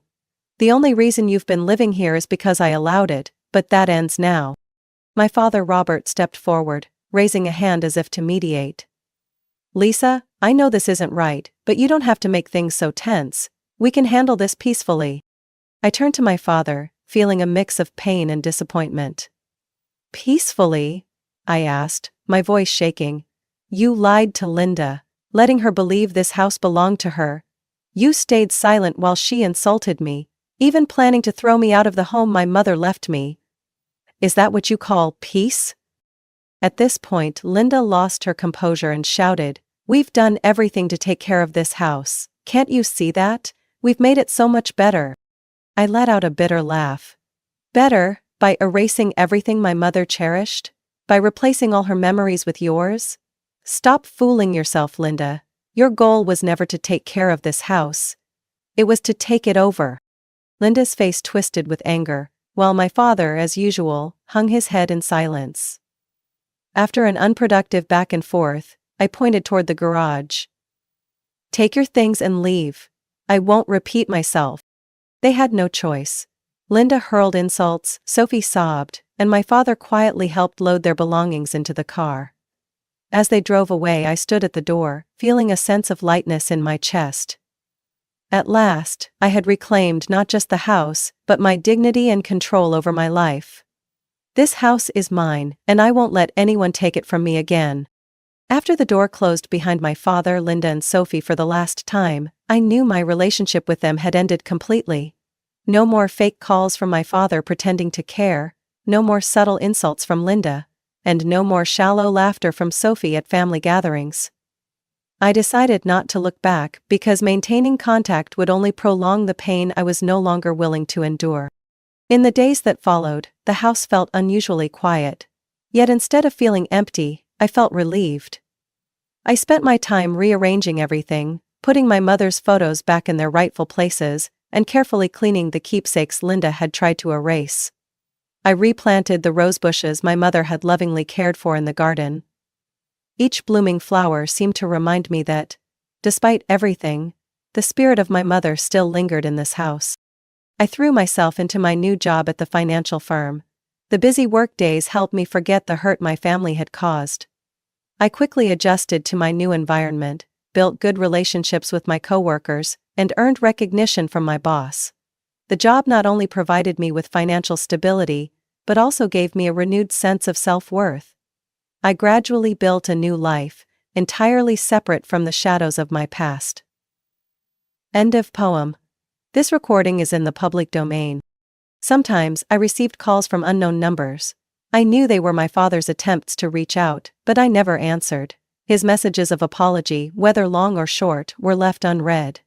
I understood that no amount of regret could change the fact that he had chosen Linda and deceit over protecting me. Cutting ties wasn't just about safeguarding the house, it was about protecting my heart from further harm. I turned away from him. I still party with him in the unit, refusing to see his father. 2 months later, I received a handwritten letter from my father. In it, he detailed the struggles his family was facing after leaving the house, but I felt no sympathy. Instead, I felt peace. I had done what I needed to do to protect my mother's legacy, and that was all that mattered. That letter, like the memories of my father and his family, was left behind, no longer holding any weight in my life. Now, I live a life entirely under my control. The house is my space, a sanctuary for healing and growth. With each passing day, I feel the freedom and peace I fought so hard to reclaim. Cutting ties wasn't a loss. It was a way to rediscover myself and start building a future worthy of my mother's love and sacrifice. After completely cutting ties with my father and his family, I began focusing on emotional and mental recovery. The house, once a source of pain and conflict, now became a sanctuary where I could rebuild my life. I decided that this house would not just be a physical space, but a symbol of the freedom and strength I had reclaimed. I started by redecorating each room to reflect my own style. The old, dull walls were repainted with soft, calming colors, bringing warmth and peace to the space. I chose artwork that I loved, and small decorative pieces that reminded me of my mom and the happy days we had shared. The living room, which had once been the center of tension, was transformed into a bright and cozy space, where I could relax with a cup of tea, and my favorite book. The rose garden in the yard, neglected for so long, was revived, and bloomed as beautifully as it had when my mom tended to it. Each blossoming flower felt like a piece of her memory coming back to life. This renewed space brought me the peace I had been longing for. I began to appreciate the small joys in life: quiet mornings by the window, afternoons spent gardening, and evenings writing in my journal to document the journey I had taken. With each passing day, I realized that letting go of toxic relationships was not a loss, but a way to create room for growth and genuine happiness. I also learned to open my heart to new people. Though still cautious, I started participating in local social activities like yoga classes, cooking workshops, and even joining a book club. These new connections taught me that family isn't limited to blood ties. It can be the people who share your joys and sorrows, who stand by you without judgment. From this house I rebuilt my life, stronger and more independent. Looking back, I know that everything that happened, no matter how painful, was a valuable lesson. I learned that letting go isn't a sign of weakness, but a way to protect yourself and honor what truly matters. Every morning when I wake up in this house, I feel an overwhelming sense of gratitude for my mom. She gave me more than just a place to live. She left me a legacy of love and sacrifice. And now, I can proudly say I've turned this house into a space filled with joy, hope, and the freedom I truly deserve. The lesson from this story is the importance of protecting your self-worth and letting go of toxic relationships. Carol courageously faced betrayal from her own family, refusing to let them continue to exploit and hurt her. It reminds us that sometimes cutting ties with unhealthy relationships is the only way to find peace and build true happiness. Life becomes meaningful when we stand up for what belongs to us and keep moving forward. Share your thoughts on this story. What would you do if you were in a similar situation? Don't forget to follow the channel for more inspiring stories about life and family, where each lesson offers powerful inspiration. We'd love to hear from you. I had imagined leaving that house many times, but never once did I think I'd be thrown out by my own husband and the woman he brought in behind my back. They didn't yell. They didn't apologize. They just smiled like I was the extra in my own life. And the thing that chilled me most? The way they were so sure I'd walk away silently. My name is Chloe Carter. I'm 42 years old and work as an interior design director at a firm in Austin, Texas. I used to believe I had a complete life. A cozy 2-story home, a stable career, a daughter in her sophomore year of college, and a 17-year marriage to the man I thought was my life partner, Kyle Carter. That morning started like any other. I had just wrapped up a Zoom meeting with a major client in San Diego, sent off the final design packet ahead of deadline. The relief had barely settled when I heard the garage door open. Kyle was home early. Third time that week. I headed to the kitchen and opened the fridge like it was just routine. "You're home early?" I asked, trying to keep my tone neutral. Kyle shrugged, not looking at me. "Work schedule changed. Need to coordinate closely with Erin so it's more convenient to work from home." "Erin? The new assistant? She's sharp, efficient, and doesn't waste time on nonsense." I heard every word, each one cutting deeper than the last. Erin, nearly 13 years younger than me, tall, always wearing red lipstick, and now, the woman Kyle openly praised right in front of me. No shame, no hesitation. That afternoon, when Kyle rushed out for another so-called urgent meeting, I didn't wait. I walked straight into his office and started digging through his drawers. My hands trembled, but my mind was crystal clear. I found a hotel invoice for 3 nights in Fredericksburg, booked for Kyle Carter and Erin. A dinner receipt from La Belle Vie, the restaurant Kyle once said was too expensive for our anniversary. I laid it all on the desk. Staring at those papers was like reading a signed confession. I wasn't imagining things. I heard a car pull up at the gate. The door opened. Laughter drifted in. But not his. It was Erin's voice. Then, Kyle's. They walked in like the place belonged to them. Kyle didn't even flinch when he saw me in his office, just raised his eyebrows slightly. Erin tilted her head, arms crossed at the doorway. Looks like you found something interesting. I held up the receipts. Just double-checking what I missed. Kyle yawned, collapsed onto the couch like he'd had a long day. Chloe, this was bound to happen, we've decided. Decided what? This house, it's too small for 3 adults, Erin said, her lips curling, eyes cutting through me like I was nothing more than a forgotten detail in her perfect little picture. I clenched my fists, holding back the rising rage. Yet somehow, it was big enough for your affair. Erin laughed, without an ounce of shame. You can use tonight to pack your things. Kyle added coldly. Or we'll get someone to help you out. I didn't scream. I didn't cry. I smiled. A smile that made them both pause. I'll leave. But you'll pay for this. And trust me. It won't be cheap. I turned and climbed the stairs. Every creak beneath my feet felt like the opening beat of a verdict. In the bedroom I pulled out an old suitcase and began packing. Carefully. Deliberately. Not much, just enough. My phone buzzed. It was Sophia. My daughter. Mom, are you okay? I tried calling. I'll be home this weekend. I stared at the message, eyes burning. But I didn't cry. I'm okay, sweetheart. Just doing a bit of tidying up. See you soon. Then I dialed another number. Hi, I need an emergency moving service, tomorrow at 9 a.m. I'll text the address. We'll be there on time, Mrs. Carter. As I hung up, I was no longer the discarded wife. I was Chloe Carter, the woman planning to take everything back. But this time, I'd choose the battlefield. And I wouldn't be fighting alone. I woke before dawn in the bedroom that once held memories. Now, just an empty shell. Still light stretched shadows across the walls like wounds that never healed. Today, I would disappear from the house that used to be mine. But this wasn't retreat.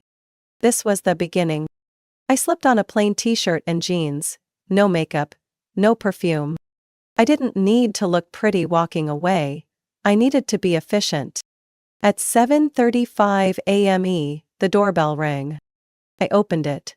4 men in gray uniforms with the Texas Swift Movers logo stepped in, their eyes scanning the house like it was a battlefield.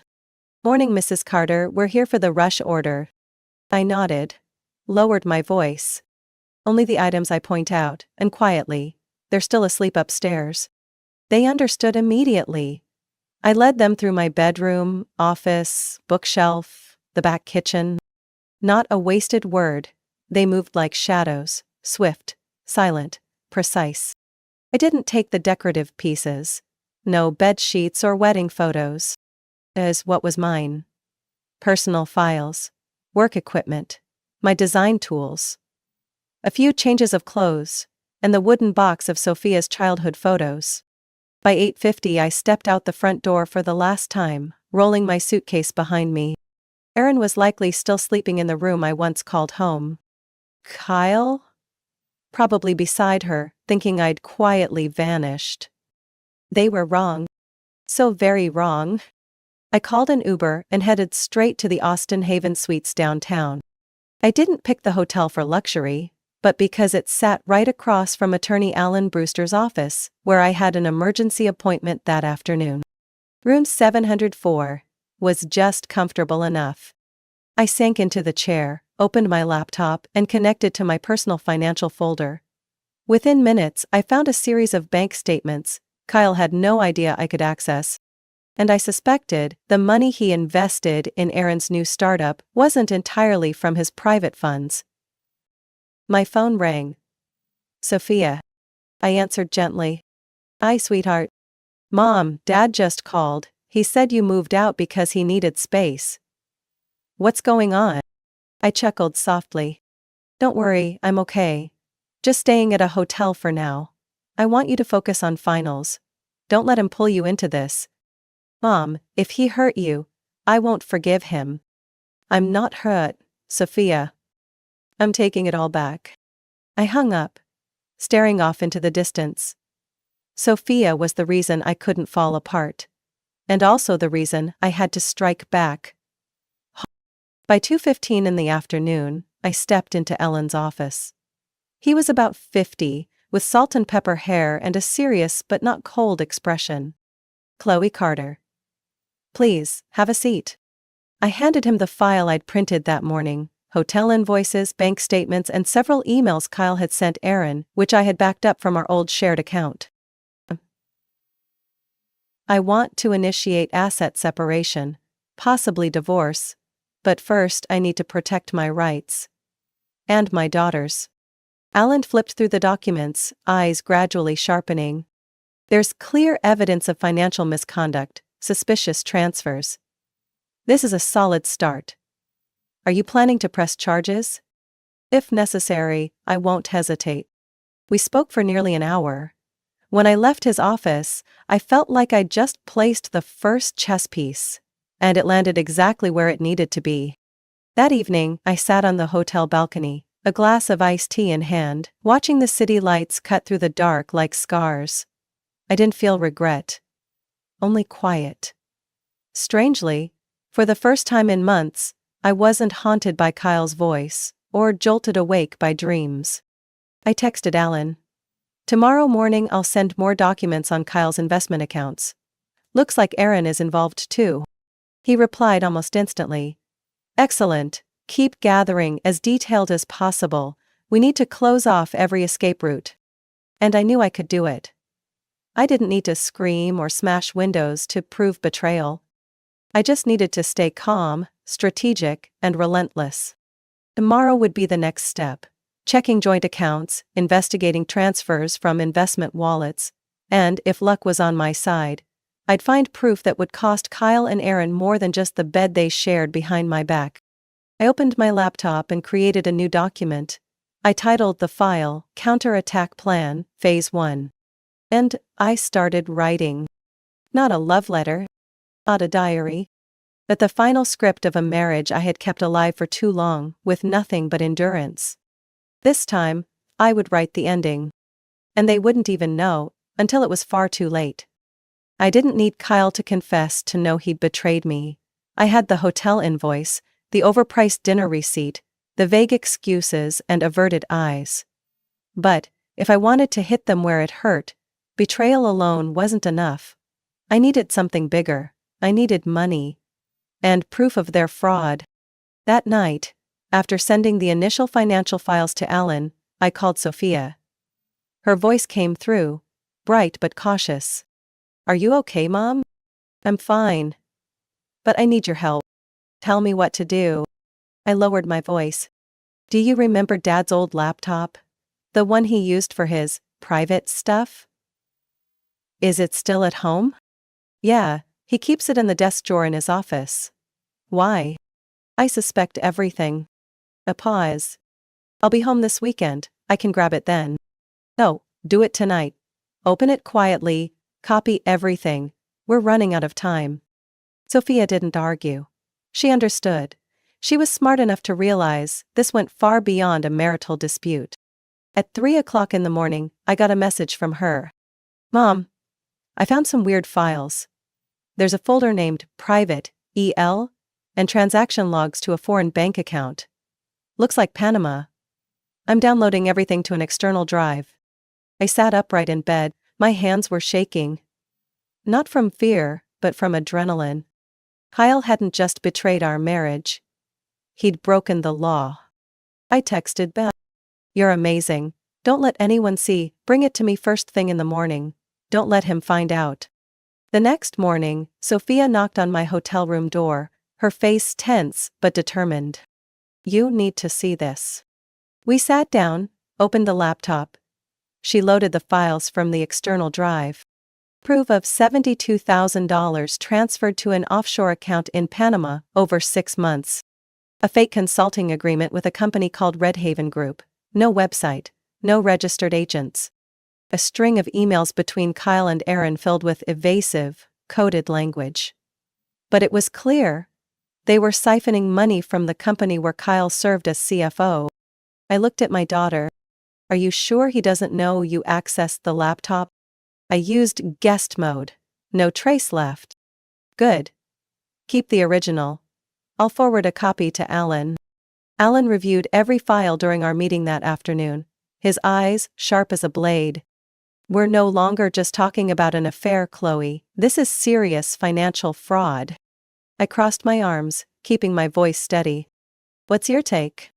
If we report this to the state's financial regulatory office, or send it straight to Kyle's company, they'll have no choice but to investigate, and if more comes to light, he could be fired, prosecuted, or forced to repay the funds. I want all three. Ellen nodded. Then keep digging. I'll draft a formal request for internal audit. And, Chloe, get your hands on every bit of data before they wipe it clean. That evening, I logged into an old shared email Kyle and I used early in our marriage. Oddly, he still hadn't changed the password. Too confident. Or too stupid. I combed through emails from the past 12 months. Beyond secret meetups, I found a chain Kyle had sent to someone named Victor L., with an email domain ending in @redhaven.go. One message stopped me cold. Victor, route the next transfer through Aaron's name. Stop using the old account. They're tightening audits. I screenshotted it, saved it. That email alone could blow Kyle's entire career to pieces. Like a bomb going off in the middle of a boardroom. Sophia came back to the hotel around 10 o'clock. She sat down next to me, looked at the screen, and whispered, Mom, Dad won't let this go if he finds out what we're doing. I didn't turn to her. Your dad hasn't let anything go for a long time, now it's my turn. What are you going to do next? Send everything to the lawyer, and then, to his company. I didn't sleep that night. Part adrenaline, part the knowledge that, tomorrow would be the first day, Kyle truly understood what it felt like to be cornered. At dawn, I composed an anonymous email. Recipient, hr@bayerholdings.com. The HR department where Kyle worked. Subject line. Urgent, financial misconduct of CFO Kyle Carter. The message was brief, but included everything. A PDF file of account statements. Accounting system. Screenshots of emails. The folder labeled private. And one final sentence. I trust the company will act accordingly once the truth is revealed. I hit send. 1 minute of silence. Then I poured myself a glass of white wine. Not to celebrate, but to welcome the war. 3 hours later, Kyle called. His voice was frantic, gasping. Don't worry. What did you do? And the truth to the right people. You're ruining me. You know, Kyle, you did that the moment you slept with her and funneled company money into her mouth. You'll regret this. I cut him off, my voice like steel. No. You're the one who's about to regret it. This is just the warm-up. I hung up. A silence settled, not because it was over, but because the storm had just begun. No one knew I was the one who sent that email. Not the lawyer. Not my daughter. No one. I wanted Kyle to believe justice was coming from somewhere he couldn't reach.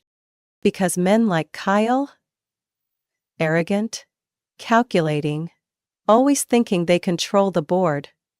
Only feel true fear when they can't see what's chasing them. At 11 the next morning, I got a message from Alan. Emergency meeting at Bear Holdings. Kyle and Aaron summoned suddenly. Looks like it's starting. Didn't reply. I just stared out the hotel window, lips curled into something sharp. They thought I'd walk away in silence. Now they had to hear the thunder. By afternoon, Sophia called from campus, her voice high and breathless. Mom. Dad called me. He's freaking out. Kept grilling me, asking if I knew who sent the files.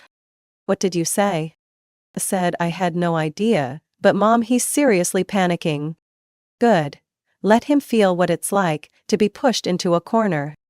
I ended the call. In my mind, I imagined Kyle sitting across from his boss, Martin Keller, the senior executive at Bear Holdings. The man was known for being ruthless with anything that threatened the company's reputation. I had met him once at a company Christmas party years ago. He didn't smile unless necessary. And if he received the file I sent, complete with clean evidence, coherent timeline, and financial records, he wouldn't look away. That night, I got a response from an anonymous corporate address. An internal investigation is underway. All materials will be processed according to protocol. Please do not contact us again. I smirked. A short, polite sentence. One that only shows up when the recipient just got hit in the face with a truth too bitter to ignore. 30 minutes later, Kyle called again. My mother shot me a look. "Chloe, listen, you need to stop this now." "Stop what?" I asked, feigning confusion. "Don't play dumb. You sent it all to Keller, didn't you? What do you think you'll gain from this?" "I don't need to gain anything, Kyle. I just want you to lose what you were never worthy of having." He shouted into the phone. "You don't know who you're messing with." I lowered my voice, calm and cold. "And you don't know who's messing with you." I hung up, letting his heavy breaths die on the other end of the line. The next morning, an all-hands meeting was held at Bear Holdings headquarters, in Westlake. An old acquaintance, Martha from HR, texted me as it began. Kyle and Aaron were pulled out of the meeting for a separate inquiry. Word inside is, someone reported large-scale financial fraud. I closed my eyes and exhaled slowly. Not out of satisfaction, but because the truth had finally found its proper audience. By noon, Alan called.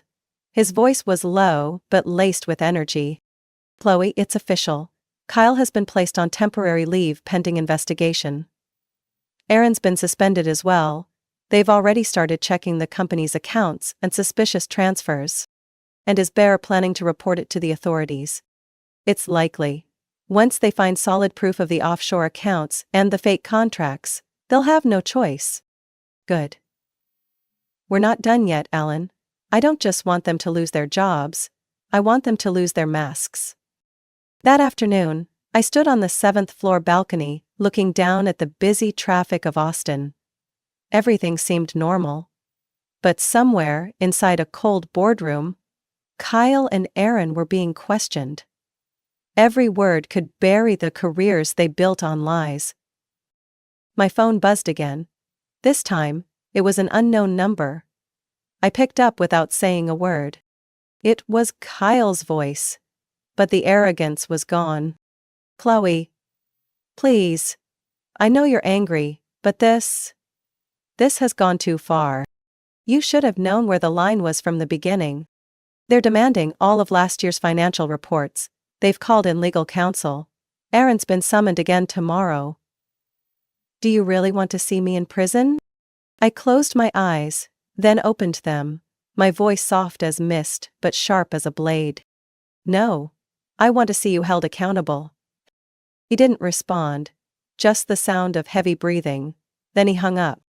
I returned to the room and opened the file labeled Phase 2 on my laptop. The plan was ready. Send the statements to the Texas State Financial Oversight Committee. Contact a former journalist, Daniel Frost, who had covered a major financial scandal last year. And finally, prepare the petition for asset separation based on fraud, with a divorce settlement demanding emotional and financial compensation. I texted Alan. "Turn up the pressure. I want them to taste despair before we deliver the final blow." He replied, "Chloe, I've never seen anyone strike back this precisely. They won't even know what hit them." I smiled slightly, because it was true. They thought I was the weak woman who would retreat in silence. But they forgot. I'm Chloe Carter, and I've never played fair with those who cheat dirty. I never thought I'd return to the Bear Holdings headquarters, the place Kyle once called the sanctuary of his career. But that morning I wore a black blazer, dusted off my old heels, and walked through the revolving glass doors under the stunned eyes of a few familiar employees. Beside me was Sophia, holding a folder. She didn't say a word, but her eyes were burning. We weren't there to observe. We were there to end it.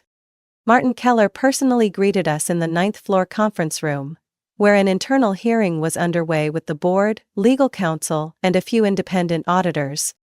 "Thank you for coming, Miss Carter. You and your daughter can take a seat in the back. Today, you'll see the result of the information you provided." "I don't need to see them humiliated," I said, locking eyes with him. I just need to see that they have nowhere left to run. Mr. Keller nodded.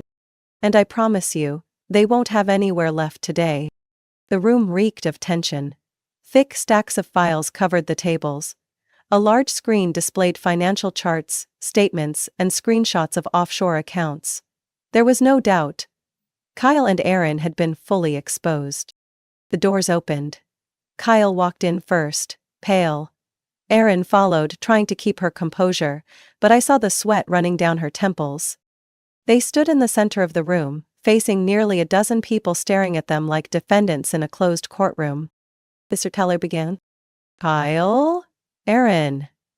Based on the evidence provided, we have verified numerous unauthorized transactions, from company accounts to undisclosed personal accounts. How do you explain this? Kyle started to speak, but Aaron cut in first. We were reallocating funds to support an external project. What project? One of the directors asked, voice icy. Red Haven Group. That company doesn't exist. No tax ID, no website, no operating license. I didn't know, Aaron stammered. Suddenly, Kyle slammed his hand on the table. It was all her idea. Aaron suggested it. I just signed because she said everything was cleared. Are you insane? Aaron snapped, spinning to face him. You are the one who came up with the Panama account. You think I don't keep the emails? You've got nothing but a lying mouth. And you've got nothing but an empty head and a cheap CFO title. The room froze. No one interrupted. They let the two liars tear each other apart in front of everyone, as if it was the most satisfying part of the entire meeting. I looked at Sophia. She gave me a small nod, satisfied. When the shouting died down, Mr. Keller stood, his voice razor sharp. That's enough. Based on clear evidence and your evasive conduct, I'm announcing. Kyle Carter is terminated immediately, and your case is being referred to the authorities for criminal investigation.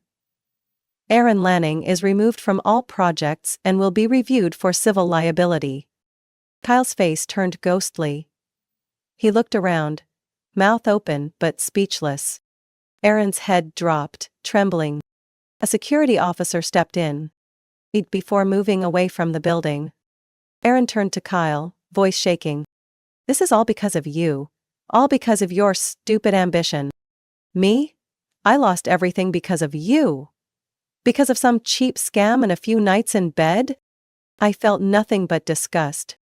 Not because of how rotten they were, but because I once believed I was married to a decent man.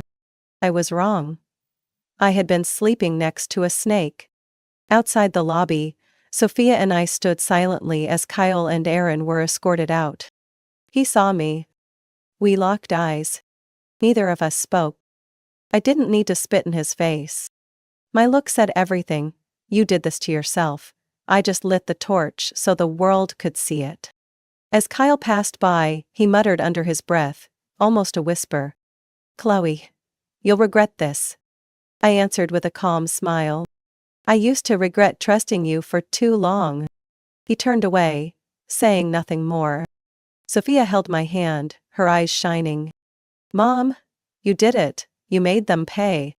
I shook my head softly. No, this is just the first phase.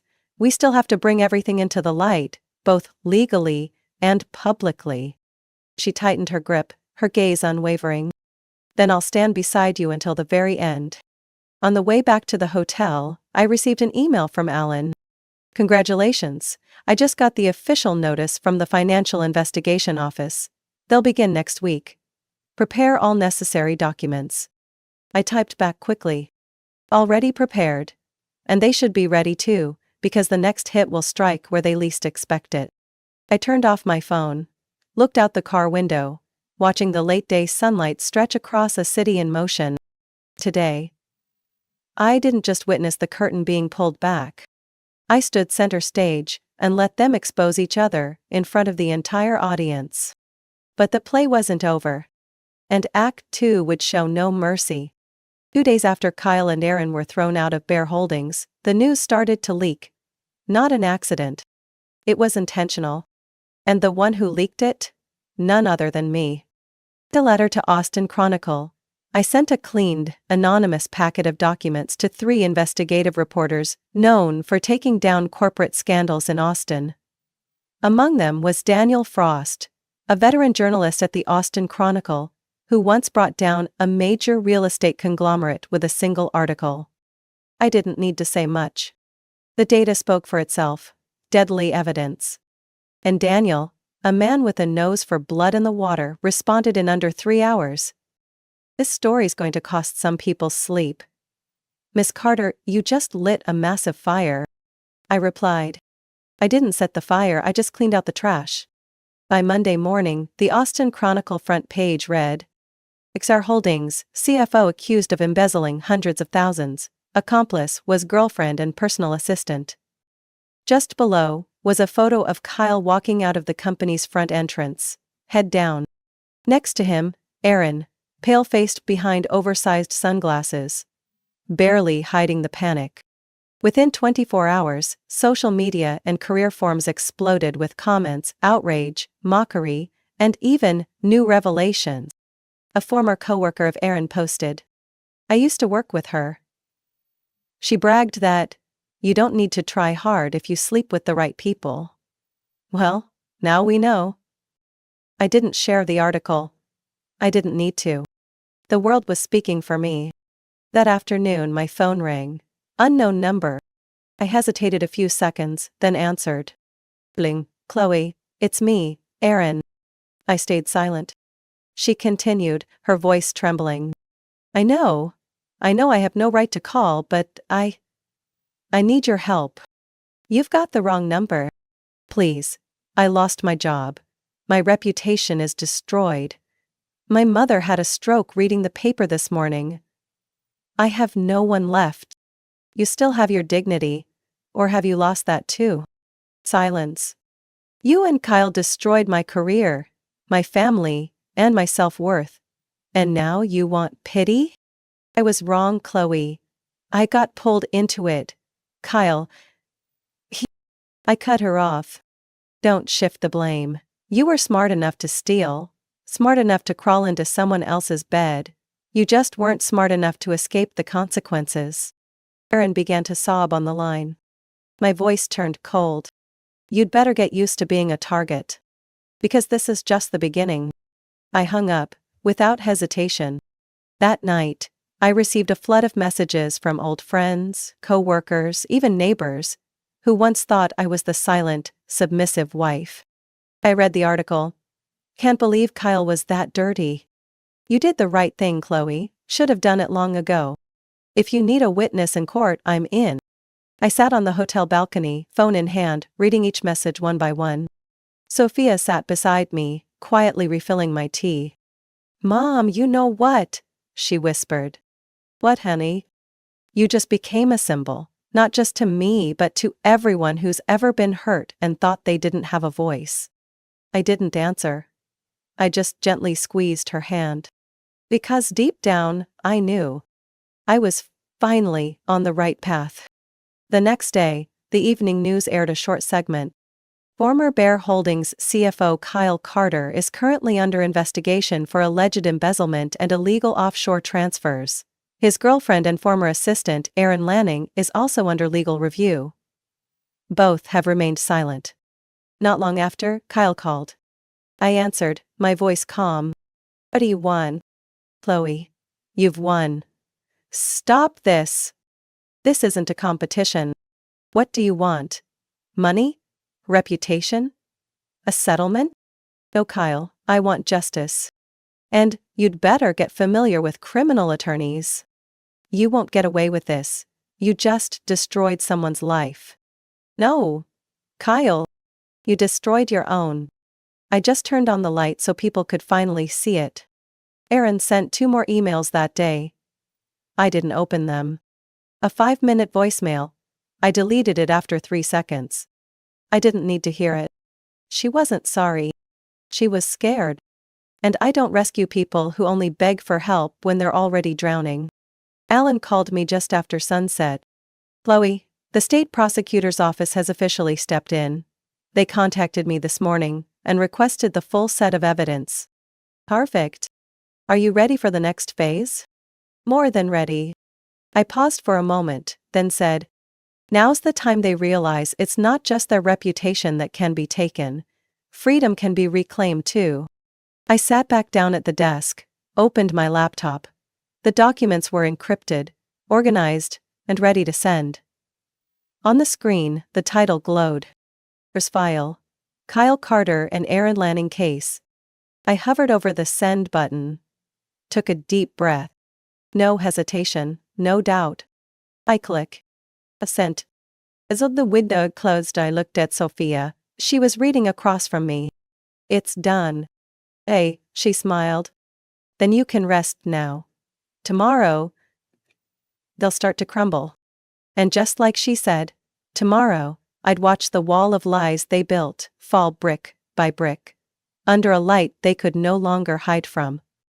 After the storm of scandals, lawsuits, and Kyle and Aaron's desperate phone calls, a quiet emptiness opened in my life. No more lies, no more contemptful glances. Just me, Sophia, and a future that needed to be rebuilt from the wreckage. I didn't want to return to my old firm. Designing luxury spaces for smug real estate men no longer filled me with pride. I wanted to create something that was mine. And unexpectedly, it was Sophia who said the first thing that made my blood stir again. Mom, you've got top-tier interior design skills. And I'm studying marketing and digital branding. Why don't we start our own business? I turned to her, half smiling, half stunned. Are you serious? Completely. I've been thinking about it. A new brand, small but bold, free, no formulas, no bowing to disrespectful rich clients. I stayed quiet, then nodded. All right. But if we do this, we're going all in. We sat together in our hotel room, one notebook, one laptop, sheets of blank paper spread across the table. Ideas flowed like water. Minimalist interiors, with green space integration. Designs tailored for young startups, small offices, indie cafes. Flexible service. From concept to build-out with full decor. Seamless branding from A to Z. I asked Sophia, what about a name? She didn't hesitate. Resilient Studio. Because you're the strongest woman I know. I said nothing. Just reached over and gently squeezed her hand. 3 weeks later, we rented a space just under 400 square feet, inside the East Austin Works Creative Complex. It wasn't fancy or flashy, but it radiated rebirth. One large work table, a creative corner with a mood board, drawing papers, material samples, and a dedicated nook for Sophia, laptop, printer, a whiteboard filled with digital strategies. We began with a small project, redesigning the interior of a newly opened vegan bakery. The owner, Jillian, had reached out after reading my story in the paper. I didn't hire you because of your publicity, Chloe. I hired you because I saw someone who refuses to back down. The project exceeded expectations. Our first client posted photos of the redesigned space on Instagram, 80,000 views in just 3 days. Then, something amazing happened. Emails started pouring in. Do you still take small projects? It's a universal way, rather than a one-off feeling. I need a home office reimagined. Your style feels like space I can breathe in.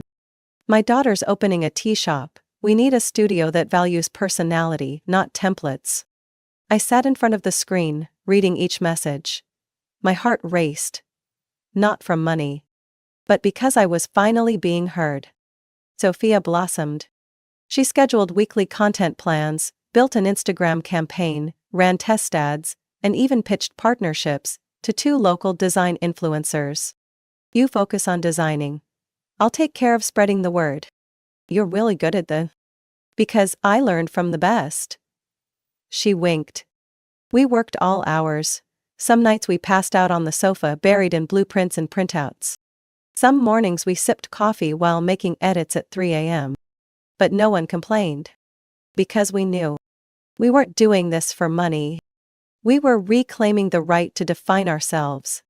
By the third month, we landed a contract to redesign the entire ground floor of a well-known book cafe in town, worth over $42,000.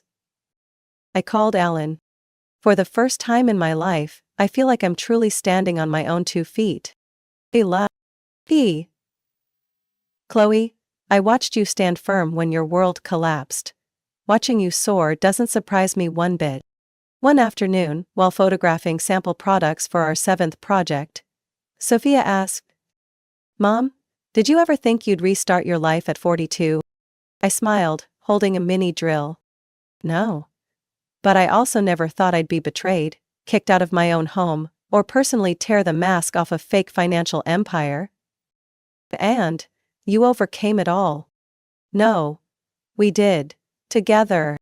Resilient Studio began gaining recognition in Austin's boutique design scene. Articles called us the Startup Surprise of the Year. Sophia and I were featured on the podcast Women Rebuild, sharing our journey from breakdown to breakthrough. Every time someone asked me, "Do you regret anything? Ever wish it hadn't happened?" I always answered, "If Kyle hadn't betrayed me, I wouldn't have found myself. If Aaron hadn't been greedy, I wouldn't have had a reason to rise." I have no regrets. I'm just grateful I survived and became stronger than ever. And so, I kept moving forward.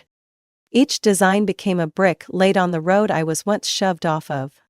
Each client was proof that real value always finds its place.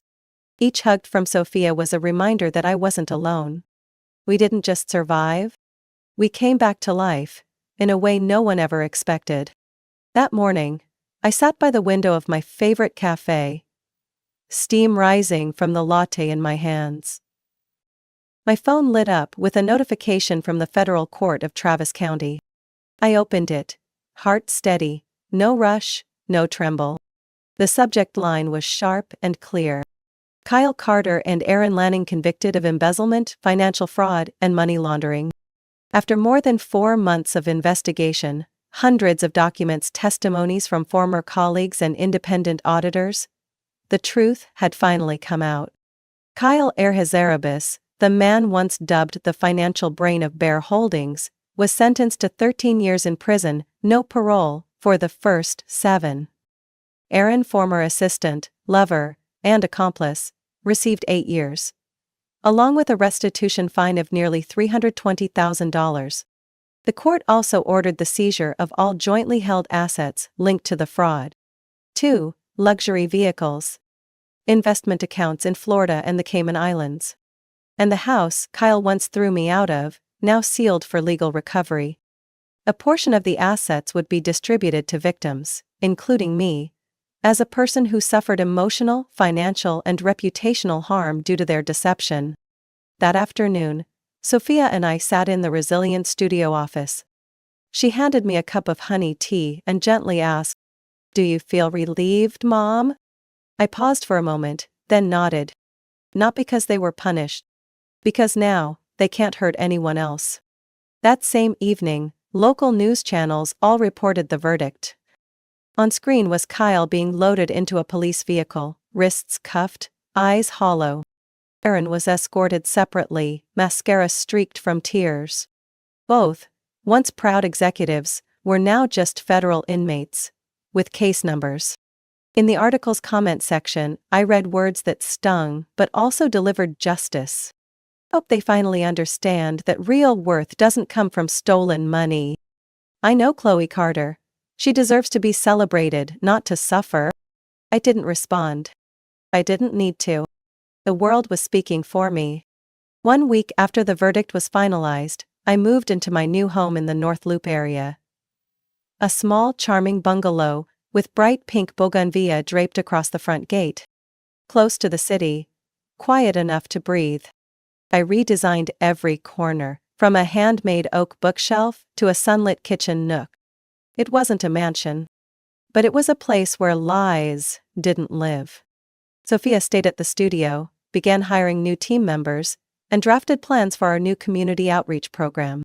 We decided to allocate 5% of our quarterly revenue to establish the Rise Again Fund, supporting women who were betrayed, lost everything in divorce, and needed to rebuild. You stood up, Mom. Now it's time to lift those who can't yet stand on their own, she said, eyes glowing with purpose. I looked at her, heart full of gratitude. I hadn't just raised a daughter. I had raised a warrior. One evening at the end of the month, while preparing a keynote for an upcoming interior design conference, I got a message from Daniel Frost, the journalist who first covered our story. Chloe, I'm writing a book on corporate whistleblowers. I'd love to interview you if you'll allow it. I smiled and replied, only if I get to review the chapter about me before you publish. He sent back a laughing emoji. Absolutely. The woman who brought down two powerful people deserves that respect. Finally, on a quiet afternoon as sunlight filtered through the curtains, I received a coffee invitation from Mark Jennings, an old college friend, now a freelance architect in Houston. We'd briefly reconnected at a conference, talked only for a few minutes. But the way he looked at me, it wasn't like anyone had ever looked at me before. Chloe, I always regretted letting you slip away after senior year, but now I'm grateful, because at least we still have a chance to begin again. I didn't answer right away. I just raised my coffee, smiling softly. Not promising anything, Mark. But if anyone deserves a shot at my heart again, maybe it's you. I don't know exactly where the road ahead will lead. But I know one thing for sure. I'm not afraid anymore. Not afraid of betrayal. Not afraid of being abandoned. Not afraid of losing everything. Because I rose from the ashes. And I lit my own fire. As I walked past the gate of my home, I saw the wooden sign quietly hanging on the porch. Here lives a woman who rebuilt herself. That's when I knew. Chloe Carter was no longer just a name in a divorce file. She was living proof of this. Women don't need rescuing. We just need the chance to fight. And, once we rise, we never fall again. Chloe's story is a powerful reminder that betrayal, no matter how brutal, cannot destroy a resilient woman. From being cast out of the home she built, she turned the tables, exposed the deceit, reclaimed her dignity, and created a new life with her own two hands. Chloe didn't just survive the pain, she rose from it, stronger, freer, and no longer defined by anyone but herself. Let this be a message. You deserve respect, even if you have to claim it for yourself. What do you think of Chloe's journey? Did she make the right choice in fighting for her freedom and justice? Share your thoughts below, and don't forget to follow the channel for more powerful family stories.